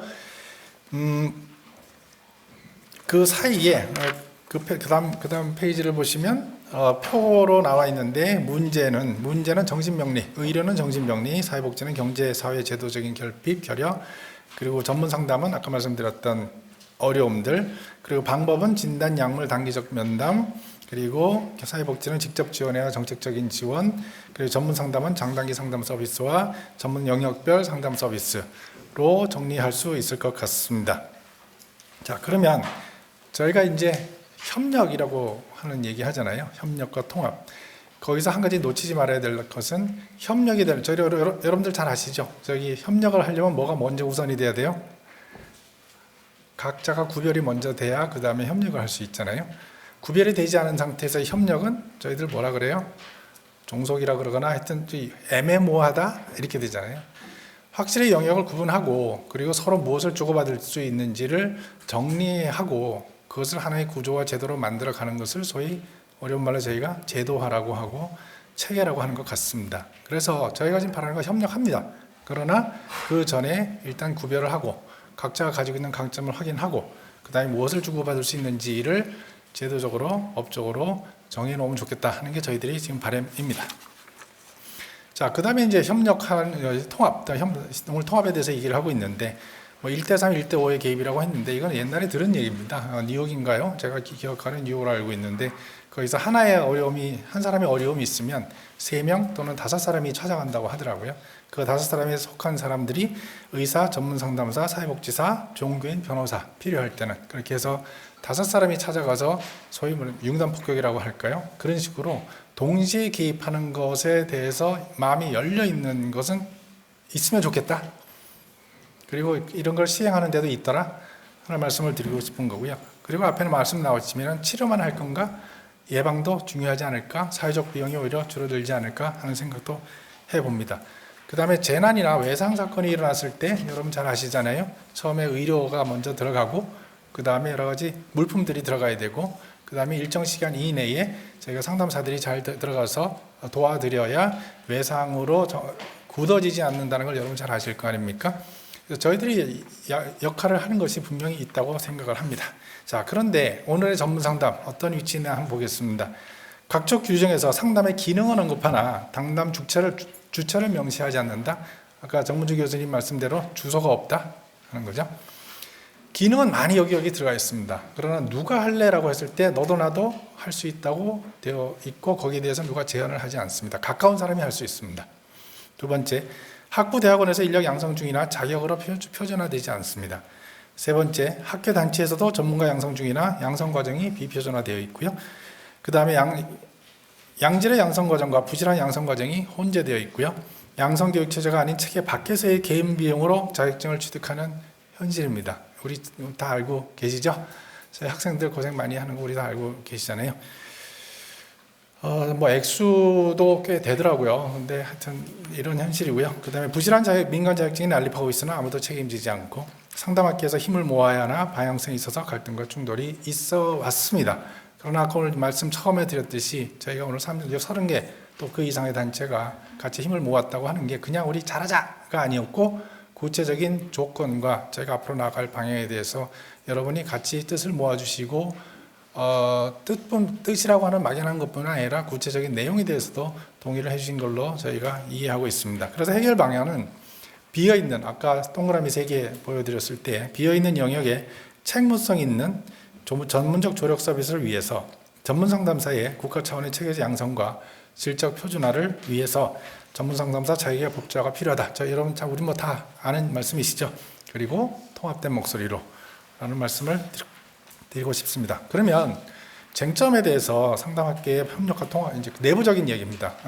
협력과 통합을 하는데 법제화 과정에서 쟁점을 정리를 하고 몇 가지 하고 있고 여러분 이미 회장님들은 알고 계시리라고 생각합니다. 원칙은 특정 학과 중심이 아니고 프로그램 중심의 양성 과정으로 가면 좋겠다 하는 게 저희 방향이고요. 학과 경계를 두지 않고 교육과정 강화로 전문성을 제고한다. 그리고 여러 학과에서 현재 그러고 있죠. 여러 학과에서 배출되고 있는 전문 상담사를 배제하지 않고 통합하고 한다. 그리고 사실 관련 학과를 보면 학부만 해도 76개 이상이 되는 것 같고요. 그 다음에 대학원 하면 다 합치면 200여 개의 프로그램이 있는 것 같습니다. 그것을 인정을 하되 또한 그 프로그램 인증 제도를 저희가 도입을 해서 뭐 7년 만에 한 번씩 그러니까 방문해서 검토를 한다든지 저희 사범대 있습니다. 사범대 보면 무슨 교육과정 잘 운영하고 있는지 평가를 계속 하잖아요. 그런 식으로 평가도 하고 그런 인증기관을 두어서 각 프로그램을 평가하면서 저희가 점점 프로그램의 질도 높이고 하는 방향으로 가면 어떨까 합니다. 두 번째, 전문성을 어떻게 확보할 것인가. 저희 지금 조율되고 있는 방향은 교과목 이수, 그 다음에 실무수련, 국가시험 이렇게 3개의 중요한 조건이 있고요. 교과목 이수에는 전문상담 관련 이론, 윤리, 실습 그리고 어디서 이 양성이 이루어져야 되냐면 고등교육법에 따른 대학 및 대학원을 운영하는 프로그램에서로 가고자 합니다. 그리고 한국상담교육평가원 이거 어디 있는지 아세요? 저기 남산 밑에 없어요. 이게 앞으로 만들자는 겁니다. 상담교육평가원을 법안에 집어넣어서 지금 들어가 있습니다. 집어넣어서 교육기관 인증을 하는 교육기관 및 프로그램을 인증하는 그런 절차가 있어야 저희의 전문성을 계속 유지할 수 있고 상향할 수 있다고 생각을 합니다. 두 번째, 그 다음에 또 다른 실무 수련은 어떻게 하냐? 현장에서 전문 상담과 행정실무 슈퍼비전. 저희가 지금 하는 슈퍼비전은 대체로 클리니컬 슈퍼비전입니다. 사례 가지고 하는 거죠. 근데 사실 슈퍼비전을 좀 더 확장시켜서 하면 기관에서 각 상담 기관이나 기관에서 위에 사람이 상급자가 그리고 상급의 자격을 가지고 있는 상급자가 하급자를 임상적으로도 그리고 행정적으로도 문제가 없게 사고가 나지 않게 도와주는 것이 슈퍼비전이라고 사실 되어 있는데 저희가 제도가 없다 보니까 저희가 지금 자꾸 선생님 잘 하시는 선생님 찾아가서 사례 자체에 대한 슈퍼비전을 많이 받고 있는데 사실 슈퍼비전은 그보다 훨씬 큰 의미가 있지만 저희는 그걸 다 놓치고 있습니다 현재. 그래서 슈퍼비전도 기관 안에서 이루어지게끔 하는 게 저희의 이 새로운 법안의 목표입니다. 방향입니다. 그리고 국가시험은 각 급별 국가시험 1급과 2급, 좀 이따 말씀드리겠습니다만 1급과 2급이 있고요. 국가시험을 치러야 된다고 생각하는데 한국 전문상담사 국가자격시험은 어디 있을까요? 없습니다. 역시 마찬가지로 그래서 이것도 저희가 집어넣어서 저희 국가시험을 그냥 임의단체가 아니라 국가에서 관리해 주기를 바란다라고 하는 그런 요청을 담은 법안이라고 생각하시면 되겠습니다. 그 다음에 다양한 상담 영역을 어떻게 보호할 것인가. 자, 저희가 상담이 엄청 많습니다. 상담 영역이라는 게 여기 이름만 보셔도 엄청 많잖아요. 엄청 많은데 저희들이 국회의원을 만나거나 보건복지를 위원들을 만나면 또 행정부에 있는 분들을 만나면 상담 복잡하던데 그 말한 걸 어떻게 하려고 그분들은 동의를 하셔? 이런 게 질문입니다. 계속 받는 질문입니다. 그 질문은 저희들이 받기도 전에 저희 스스로도 고민하죠. 이거 어떡하지? 그리고 그래서 저희가 이제 가는 방향이 이런 방향이면 좋겠다라고 미리 말씀드렸던 게 뭐냐면 1급과 2급을 구분한다. 그리고 2급은 일반, 1급은 전문 영역을 좀 가질 수 있는 형태로. 그러면 하나의 상담의 영역으로 모이면서 각자가 원하는 방식으로 부분에서 더 훈련을 받아서 과목이나 실무 수련을 그쪽으로 받아서 자신이 원하는 방향으로 가면 좋겠다. 그러면 저희가 공통점도 가지고 또한 영역도 포괄할 수 있는 한 가지 방향이 되지 않을까 하는 그런 생각입니다. 다만 한 가지 지금 숙제가 약간 남아있는 게 있는데 영역이라고 하는 것을 대상과 문제 영역을 중심으로 하면 좋겠다 하는 바람은 있습니다. 이게 방법이 들어가면 자 보세요. 정신분석 하시는 분 따로 있죠. 대상관계 하시는 분 따로 있죠. 대상관계 하시는 분 중에서도 옛날 대상관계, 요즘 대상관계 하시는 분 따로 계시죠. 방법으로 가면 이론이나 방법으로 가면 끝이 없습니다. 그래서 웬만하면 대상과 문제 영역. 그래서 아까 말씀드린 가족이라든지 심리, 개인 심리 상담이라든지 무슨 문제를 붙일 수 있는 거, 심리 문제라든지 영적인 문제라든지 이런 걸 붙일 수 있는 거면 좋겠다 하는 바람이고 대부분 아마 지금 여기 오신 분들 아마 들으셨을 것 같고 그리고 이제 방법 측면에서는 좀 이렇게 만약에 그 하나로 별도로 따로따로 다 주진 않지만 하나로 좀 이렇게 엮일 수 있는 어떤 별도의 범주가 하나 있으면 좋겠다 하는 게 현재까지 생각이고 그리고 이제 만약에 정말 그 어느 한 영역에서 더 많은 훈련을 시키고 싶으실 경우에는 그걸 자격증으로 해서 해결하시는 게 아니고 서티피킷으로 해결하실 수도 있어요. 사실은. 그래서 미국에 있어서도 특정 방법에 대한 자격증이 방법에 대해서는 각 학회나 또는 각 무슨 거기서 공부하시는 그 어떤 그룹이 있잖아요. 거기서 서티피킷을 제공을 해서 DBT면 DBT의 DBT 자격증 이렇게 하기는 어렵고요. 상담사 자격증인데 특별히 DBT의 훈련을 많이 받은 그리고 서티피킷을 가진 사람들을 동원하자. 이러면 이제 그분들이 모이시는 방식으로 처리하시는 게 어떨까 하는 게 저희들의 지금 방향입니다. 그 다음에 네 번째, 전문 상담을 업으로 하는 기존의 상담 인력을 1, 2급을 구별해서 2급인 경우에는 대학 및 대학원에서 공통 필수 교과 한 5개나 7개 정도 플러스 실습. 그리고 1급은 대학 및 대학원에서가 아니고 있구나. 대학 및 대학원에서 저런 공통 필수 교과와 전문 영역 교과가 있는데 학위 요건은 아마 그 2급은 학부 그리고 학부 플러스 학부나 대학원 또는 그 다음에 1급은 대학원 학위는 있으면 좋겠다 하는 게 바람이고 그러면 난 어떡하지? 오늘 없는데 그게 아니고 지금 그 경과 규정을 두어서 그 부분은 앞으로 해결해야 될 부분입니다. 그러나 앞으로 천천히 대학원을 하실 수 있게끔 만들거나 어느 일정 기간 이전에 가지고 계시는 분들은 인정을 해야 되거나 그거는 저희가 시행령에서 만들어야 되지 이 기본법에서 논의할 사항은 아닙니다. 그리고 실무 수련으로 2,000시간, 5,000시간 그리고 전문 영역 구분이 있다 없다. 쟁점 4, 전문 상담을 업을 하고 있던 기존 상담 인력. 말씀드렸듯이 5년 정도의 경과 규정을 두어서 현업을 지속 가능하게 한다는 게 제 방향입니다. 그 다음에 마지막으로 의료와 비의료인데 아까 여러 번 말씀이 나왔습니다만 저희 상담은 비의료로 가면 좋겠다. 근데 현재 의료에서 어쩌다 보니 의료에서 신경을 쓰고 있는 것 같습니다. 그래서 이 법안을 같이 노력을 하면서 동시에 이 보건복지부 내에 그 관리 주체를 옮기는 것까지 동시에 함께 노력을 해야 되지 않는가 하는 그런 과제가 현재 남아 있습니다. 자, 그러면 그 다음 페이지가 하나 있나요? 그 다음 페이지요. 예, 지금 여러분 자료는 없으실 겁니다. 제가 어젯밤에 하나 집어넣었는데요. 이거는 이제 앞으로 우리 법안을 이런 방향으로 가면 좋겠다 하는 것에 대한 제안과 그리고 여러분께 미리 말씀드렸던 내용이기도 한데 상담 학계 내에 좀 그 현안이 하나 있습니다. 아까는 이제 법제화 과정에서의 현안이고 쟁점 정리인데 이제 조금 남은 주제가 하나 있는데 아까 말씀드렸듯이 현안이 과도한 자격증 취득 비용이 있잖아요. 사실 이 부분은 저희가 많이 부각을 시키지 않는데 이미 여러분의 눈치는 채우고 계셨을 거예요. 이 방향으로 되면 우리는 지금 온 국민, 사실 우리끼리 얘기여서 여기서 해도 되나 싶긴 하지만 온 국민 이런 얘기를 하고 있습니다만은 맞습니다. 거기에 저희가 봉사하고 싶습니다. 그러나 동시에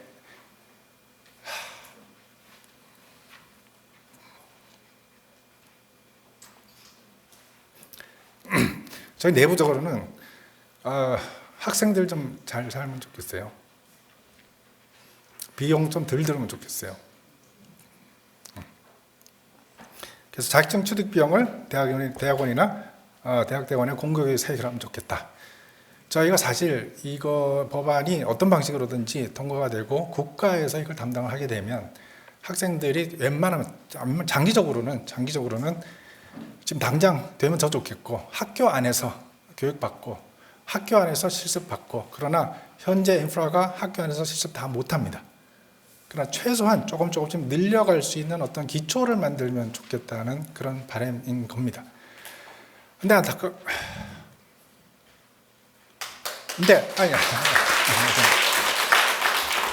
그래서 홍보를 할 때 우리 뭐 온 국민 마음 건강 서비스 하자 이렇게 하니까 학생들한테 전달이 잘 안 되나 봐요.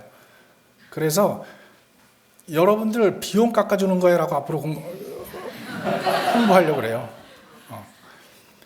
근데 어떤 경우는 본인들의 자격증 유지를 해야 되기 때문에 참여하기 어렵다는 분들이 계세요.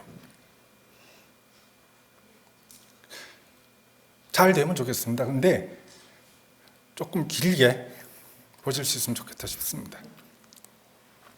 여기서 이러면 안 되는데 이게 나이 탓이에요. 호르몬 탓이에요. 그 다음에 상담 기능이 필요하다. 그런데 누구에 대한 답이 없다. 그래서 표준 교육 과정으로 전문 훈련을 받는 사람이라고 답하게끔 저희들이 함께 애써 노력하면 좋겠습니다. 자, 그래서 우리 다 같이 힘을 다 함께 모시면 좋겠습니다. 대단히 감사합니다.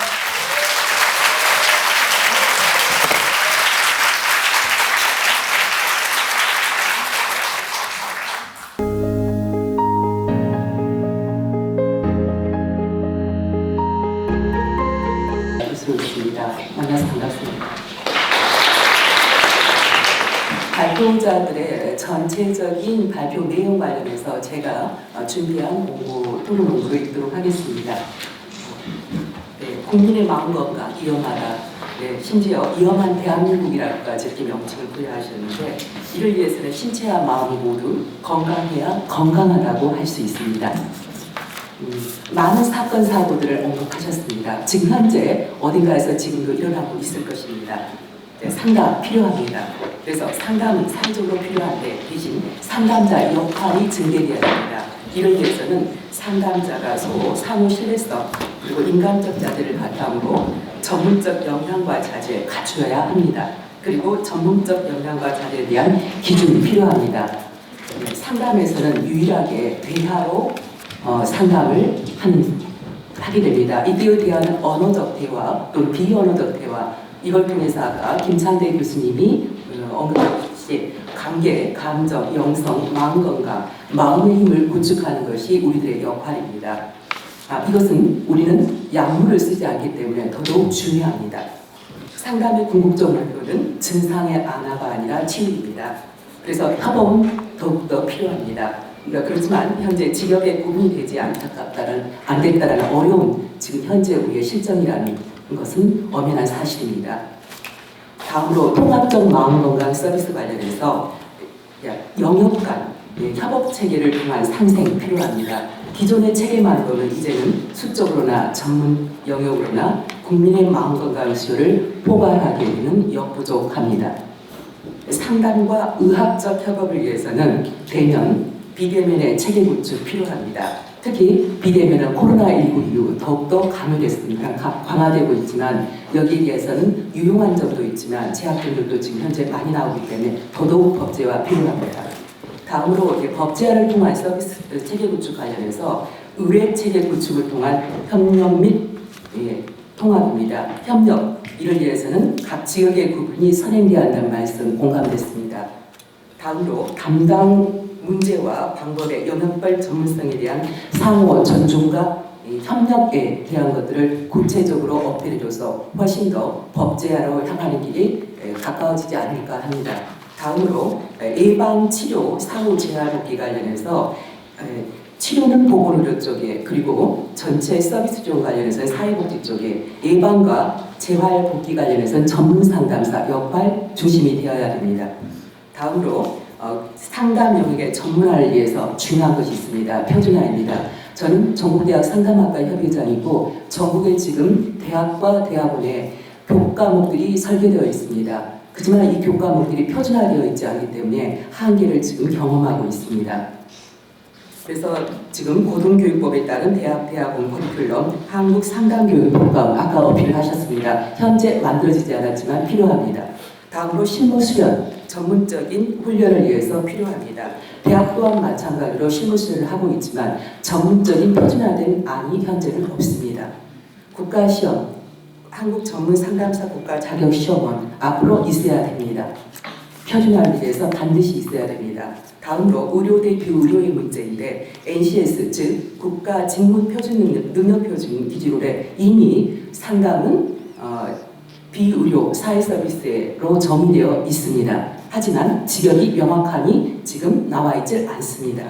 다음으로 마지막입니다. 통합 시스템 구축 관련해서 상담, 의료, 복지, 지역사회의 구축 제한 관련 굉장히 의미 있는 말씀이었습니다. 인력 간의 소통, 상호 존중 기반, 통합 정보 시스템 구축, 전문성 인정. 그렇지만 우리의 이런 것을 보장할 수 있는 법적 권리 보장 장치가 현재는 없습니다. 법제화 필요합니다. 자, 이렇게 됐을 때 우리들의 지금 행복 지수 즉 전 국민의 삶의 질과 인권은 향상되게 됩니다.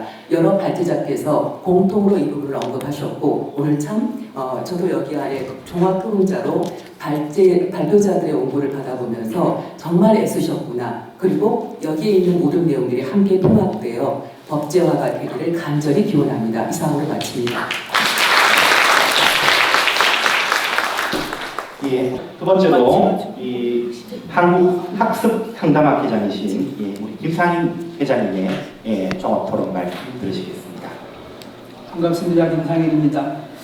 사실 토론 원고를 일주일 내내 준비했는데 교재에 실리지 않았네요.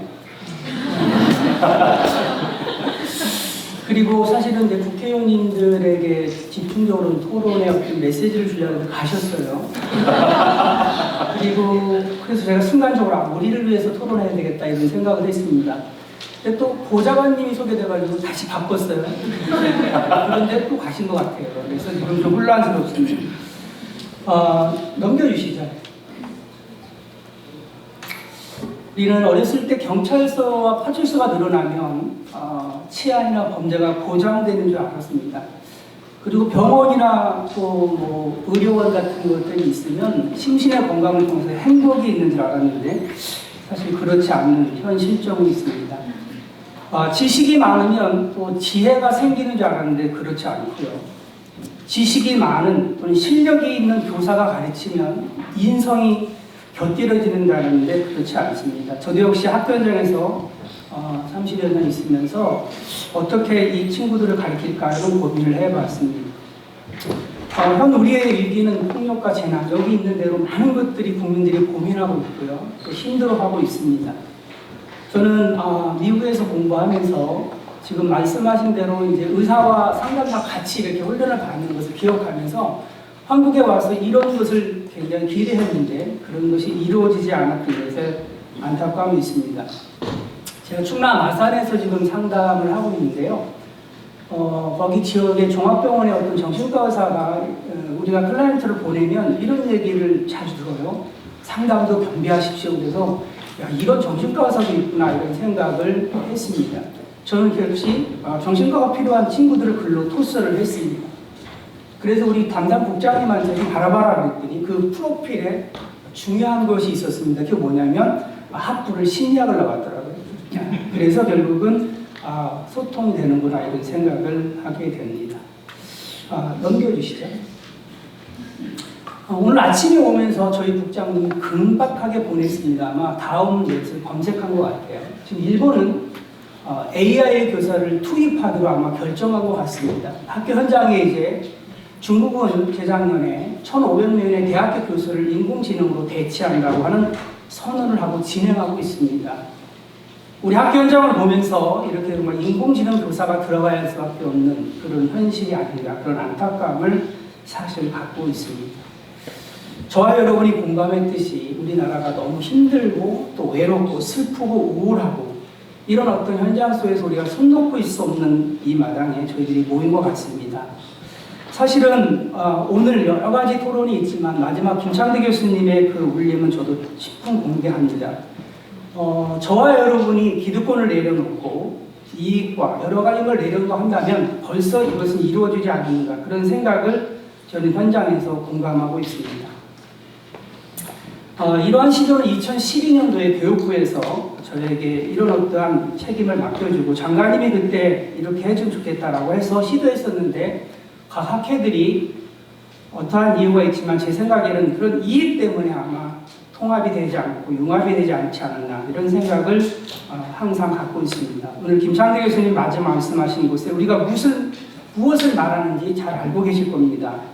오늘 저와 여러분들은 교수라는 직책, 그리고 슈퍼바이저라는 직책, 이런 부분들이 어쩌면 우리 제자들의 발목을 붙잡고 또 수많은 그런 금액을 들여서 했지만 결국은 일자리는 스스로 차려야 되는 그런 현실 속에서 그거는 반드시 공적인 영역으로 들어와야 된다라고 하는 생각을 절실하게 공감하고 있습니다. 어느 한 단체나 어느 학회의 특성에 치우치지 않고 종교, 심리, 예술 모든 부분들 또 여러 가지 그런 입장에서 융합할 시대가 이제는 됐습니다. 제가 김창대 교수님하고 얼마 전에 통화하면서 교수님도 저도 은퇴 얼마 안 남았는데 이 부분들에 대해서 어떻게 할 것인가라고 하는 고민을 잠깐 깊은 말을 하지 않았지만 주고받은 적이 있습니다.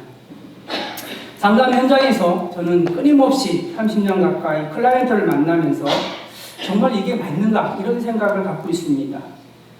완크릿에 15만 원씩 또는 석사는 7만 원, 10만 원씩 받으면서 의료 혜택 하나도 못 받으면서 그들이 1년을 넘으면 수백만 원을 상담료로 이렇게 지불하는 걸 보면서 어떻게 하는 게 좋을 건가, 이런 생각을 많이 했습니다.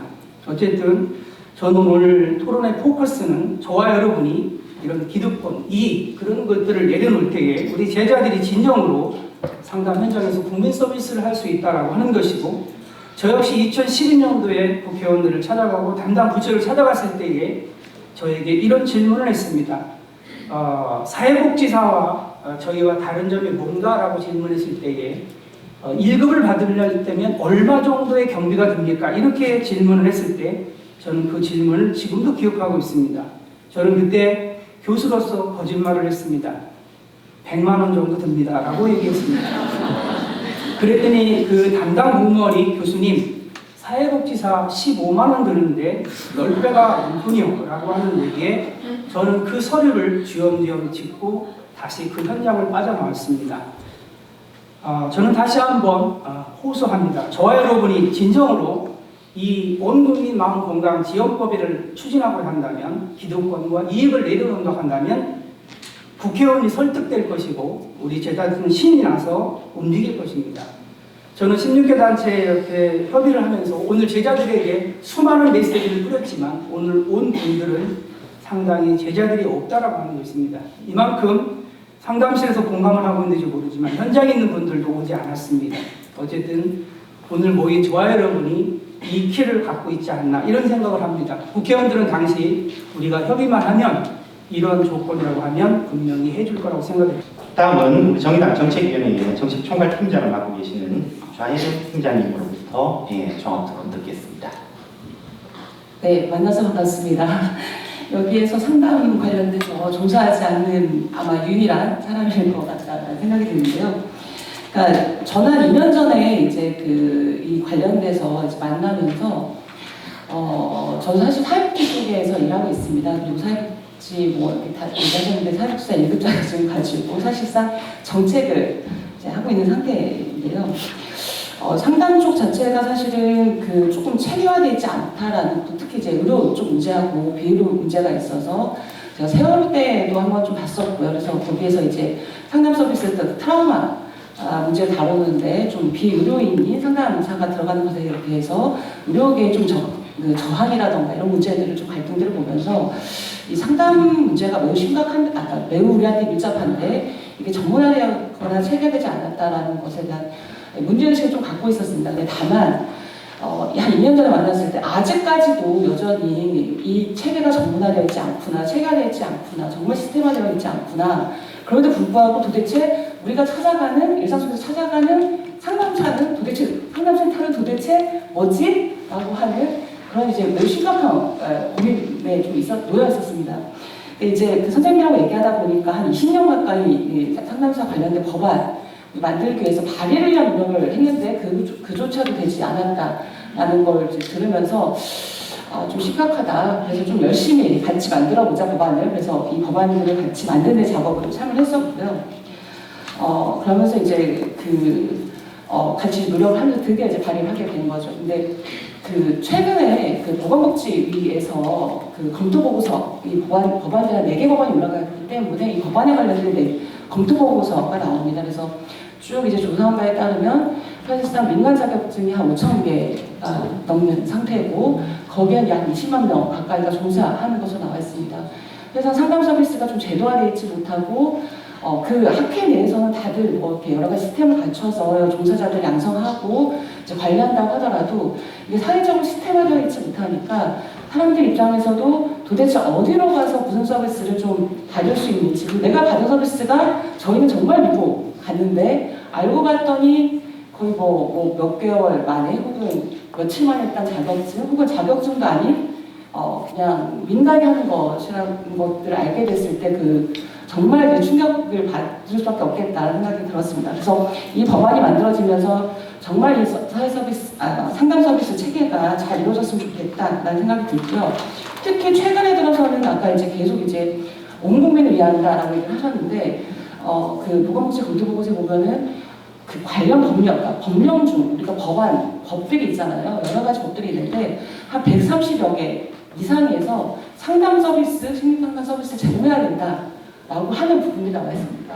근데 그럼 거기에서 어떤 사람을 위해서 요새 다들 이제 상담 서비스를 많이 언급을 하니까 이제 상담 서비스 지원해야 된다고 하는데 그럼 과연 어떤 사람을 위해서 이 서비스를 지원해야 되냐라고 했을 때 보통 사회복지학회나 다른 데서는 의료 같은 경우는 의사가 혹은 사회복지는 1급 이상 몇 명 이상이야 되고 예를 들면 이런 조항들이 있습니다. 근데 반면에 상담 쪽에서는 그러면 상담소에서 제공해야 되는 사람들이 그냥 관리시설에서 종사한 실무자거나 혹은 학위 소지자 혹은 기타 이렇게 표현되어 있습니다. 왜냐하면 이 상담 서비스 체계가 국가가 신뢰할 혹은 사회가 신뢰할 만한 제도적 장치를 전혀 갖추지 못했기 때문에 그런 것이고 여전히 그러면은 비전문가에서 표준화되지 못한 비전문가에서 관련된 서비스들을 제공할 수밖에 없다라는 문제의식이 있어서 이번 기회에 좀 이 상담 서비스 체계가 정말 잘 마련이 됐으면 좋겠다라는 취지로 이 법안들을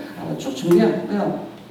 그리고 저는 이 문제를 접할 때 하나가 있습니다. 다른 것보다는 아까 이제 김종대 선생님도 그 얘기를 하셨는데요. 이 상담 서비스는 사회 서비스 쪽도 그런데 이게 대면 서비스라고 보통 하잖아요. 근데 상담 서비스는 정말 더 밀접한 대면 서비스거든요. 사람의 마음을 다루는 영역이기 때문에 이 상담사 개인의 처우와 복지가 저는 매우 중요하다고 생각합니다.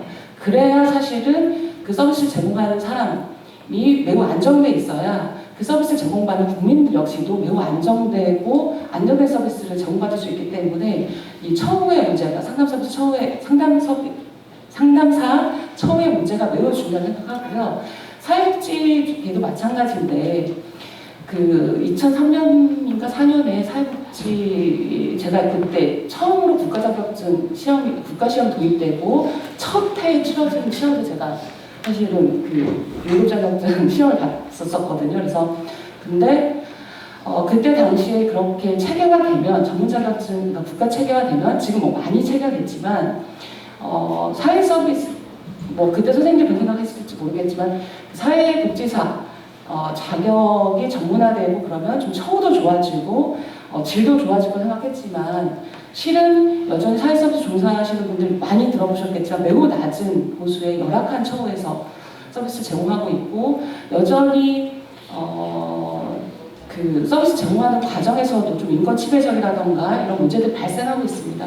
그래서 저는 이 상담사 문제와 관련돼서도 이후에 법제화가 되는 과정에서 혹은 법제화 이후에 기본 체계를 갖추는 이후에라도 이 상담사들의 처우의 문제 그리고 양질의 교육과 양질의 훈련 속에서 이게 나갔을 때 정말 그 적절한 보수와 안전의 처우 속에서 좀 지원받을 수 있도록 국가적인 지원, 지방정부의 지원, 여기 계시는 이제 학회와 협회 노력들이 매우 같이 병행돼야 된다 그렇게 생각합니다. 마치겠습니다.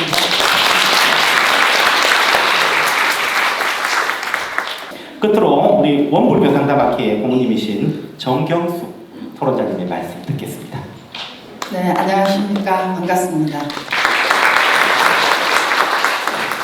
네, 오늘 이 정책 세미나에 첫 문을 열은 종교 관련 상담사 또 혹은 그 관련 우리 신부님 또 스님들이 말씀으로 시작이 됐다면 이 마지막 타임의 마지막 발언자로서 원불교의 대표로서 제가 나온 듯 싶습니다. 네, 아직까지도 김창대 교수님의 그 말씀과 눈물이 제 가슴에 아직 남아있어서 그 울림이 얼마큼 갈지 저도 가늠하기가 어렵습니다. 자, 이 말씀을 통해서 왜 종교인이 이 상담 법제화에 함께 하느냐 하는 부분에 좀 의구심이 들 것 같습니다. 여기 참여하신 분들이. 네, 저는 그래서 마지막에 이 발언을 주신 의미를 거기에 두고 종교인들이 왜 상담과 밀접한지 또 이 오늘 발제한 내용들 속에 상당수 많은 부분의 의미가 이 종교인들이 상담을 해야 될 목적과 상당히 맞닿아 있다라는 그런 공감을 또 한 번 하면서 사실 참 저는 정경숙인데요. 제가 오늘 저 앞에 우리 정복을 입고 계시는 원불교 교무 성직자 임씨는 학회장님이 계십니다. 조금 일어나 주시겠습니까? 인사를 나눠주시면 좋겠습니다. 무엇보다도 오늘 심신의 문제로 제가 대신 나왔습니다. 그러나 원불교는 신가와 신도가 함께 평등 세상을 이루자라는 그 가르침으로 인해서 학회도 함께 운영을 하고 있다는 말씀 꼭 드리고 싶습니다. 네, 일단 종교가 왜 상담과의 관계성, 사실 우리나라에 50년대에 처음으로 상담 활동이 시작된 것은 기독교의 그 선교사가 들어옴으로 해서 우리 국민의 마음을 어떻게 할 것인지부터 비롯됐다고 생각이 듭니다. 그 부분이 현재 오늘에 이르기까지 조금 전에도 뉴스를 또 봤는데요. 많은 그 국민들의 마음이 불안정하고 또 서로 공포의 포비아의 대상으로 느끼면서 서로 주시의 눈으로 바라보는 이러한 우리들의 마음을 다루는 부분이 사실은 종교계이기 때문에 종교계의 상담은 아주 밀접한 관계가 있어서 4대 종단이라고 하는 우리나라의 대표적인 종교가 있습니다. 원불교, 제가 먼저 말합니다. 기독교, 천주교, 불교가 있습니다. 그래서 이 4대 종단이 우리나라의 상담 활동이 바로 시작하던 시점, 80년대 초반부터 함께 하면서 인성교육으로 비롯해서 저희가 전화 상담을 함께 4대가 했습니다. 4대 종단이. 그래서 사랑의 전화, 은혜의 전화, 또 자비의 전화, 생명의 전화로부터 상담 활동이 구체적으로 활성화되기 시작해서 지역 아동과 가족들을 함께 마음을 다스리고자 하는 그런 가르침에 따라서 원불교는 우리나라 최초의 원광아동상담센터라는 부분을 서울의 서울회관으로부터 비롯해서 86년부터 활동을 시작했습니다. 이런 부분으로 해서 종교계가 왜 이 상담과 밀접한지를 충분히 제가 알려드렸다는 생각을 합니다. 이런 부분들은 아까 심상정 의원님이 지금 안 계셔서 대신 계십니다. 네, 전해주십시오. 정책은 현장에 있습니다. 네, 이 부분이 종교가의 상담에 종사하는 사람들이 어디를 가든 현장에 있습니다. 지금 재난, 재해 심리 지원, 상담 거기에 종교가가 있습니다. 저희 원불교 상담학회도 그 상담자를 양성하는 교육을 지금 진행하고 현재 또 세월호 사건 때부터 상담 현장에 저희가 함께하고 있습니다. 그리고 또 청소년 인성교육, 지금 폭력의 문제, 왕따의 문제 이런 부분도 위센터라든지 청소년 상담 복지센터를 저희 원불교도 그렇고 4대 종단이 다 함께 성실히 운영을 해왔습니다. 또 비추어서 지금 최근 시사하는 부분이 자살의 문제입니다. 생명 존중, 자살의 문제는 종교의 생명에 살리자라는 마음을 살려서 그 부분이 구체화되면 생명을 살리는데 우리는 신앙인으로서 자기를 세우고 자기의 마음을 돌아보고 또 그 마음을 수행과 또 수련 여러 가지 형태로 이타행으로 봉사 헌신의 곳으로 지역사회와 함께 마음을 나누고 있습니다. 이런 부분에서 튼튼한 학회를 설립을 해서 4대 종단은 상담 학회를 가지고 있습니다. 이를 통해서 전문성을 강화하고 확보하고 있고 또 기본적인 상담자의 태도인 자기 마음 세우기, 성품에 바탕한 사랑에 바탕한 그런 헌신성을 밖으로 나누는 상담 활동에 저희는 함께하고 있다는 말씀을 여기서 말씀드리고 여러분들이 오늘 다 말씀해 주신 김창대 회장님께서 우리 모두 다 함께해요. 네, 저희 종단은 늘 함께해요 해서 4대 종단이 함께하고 있습니다. 네, 여기서 마치겠습니다.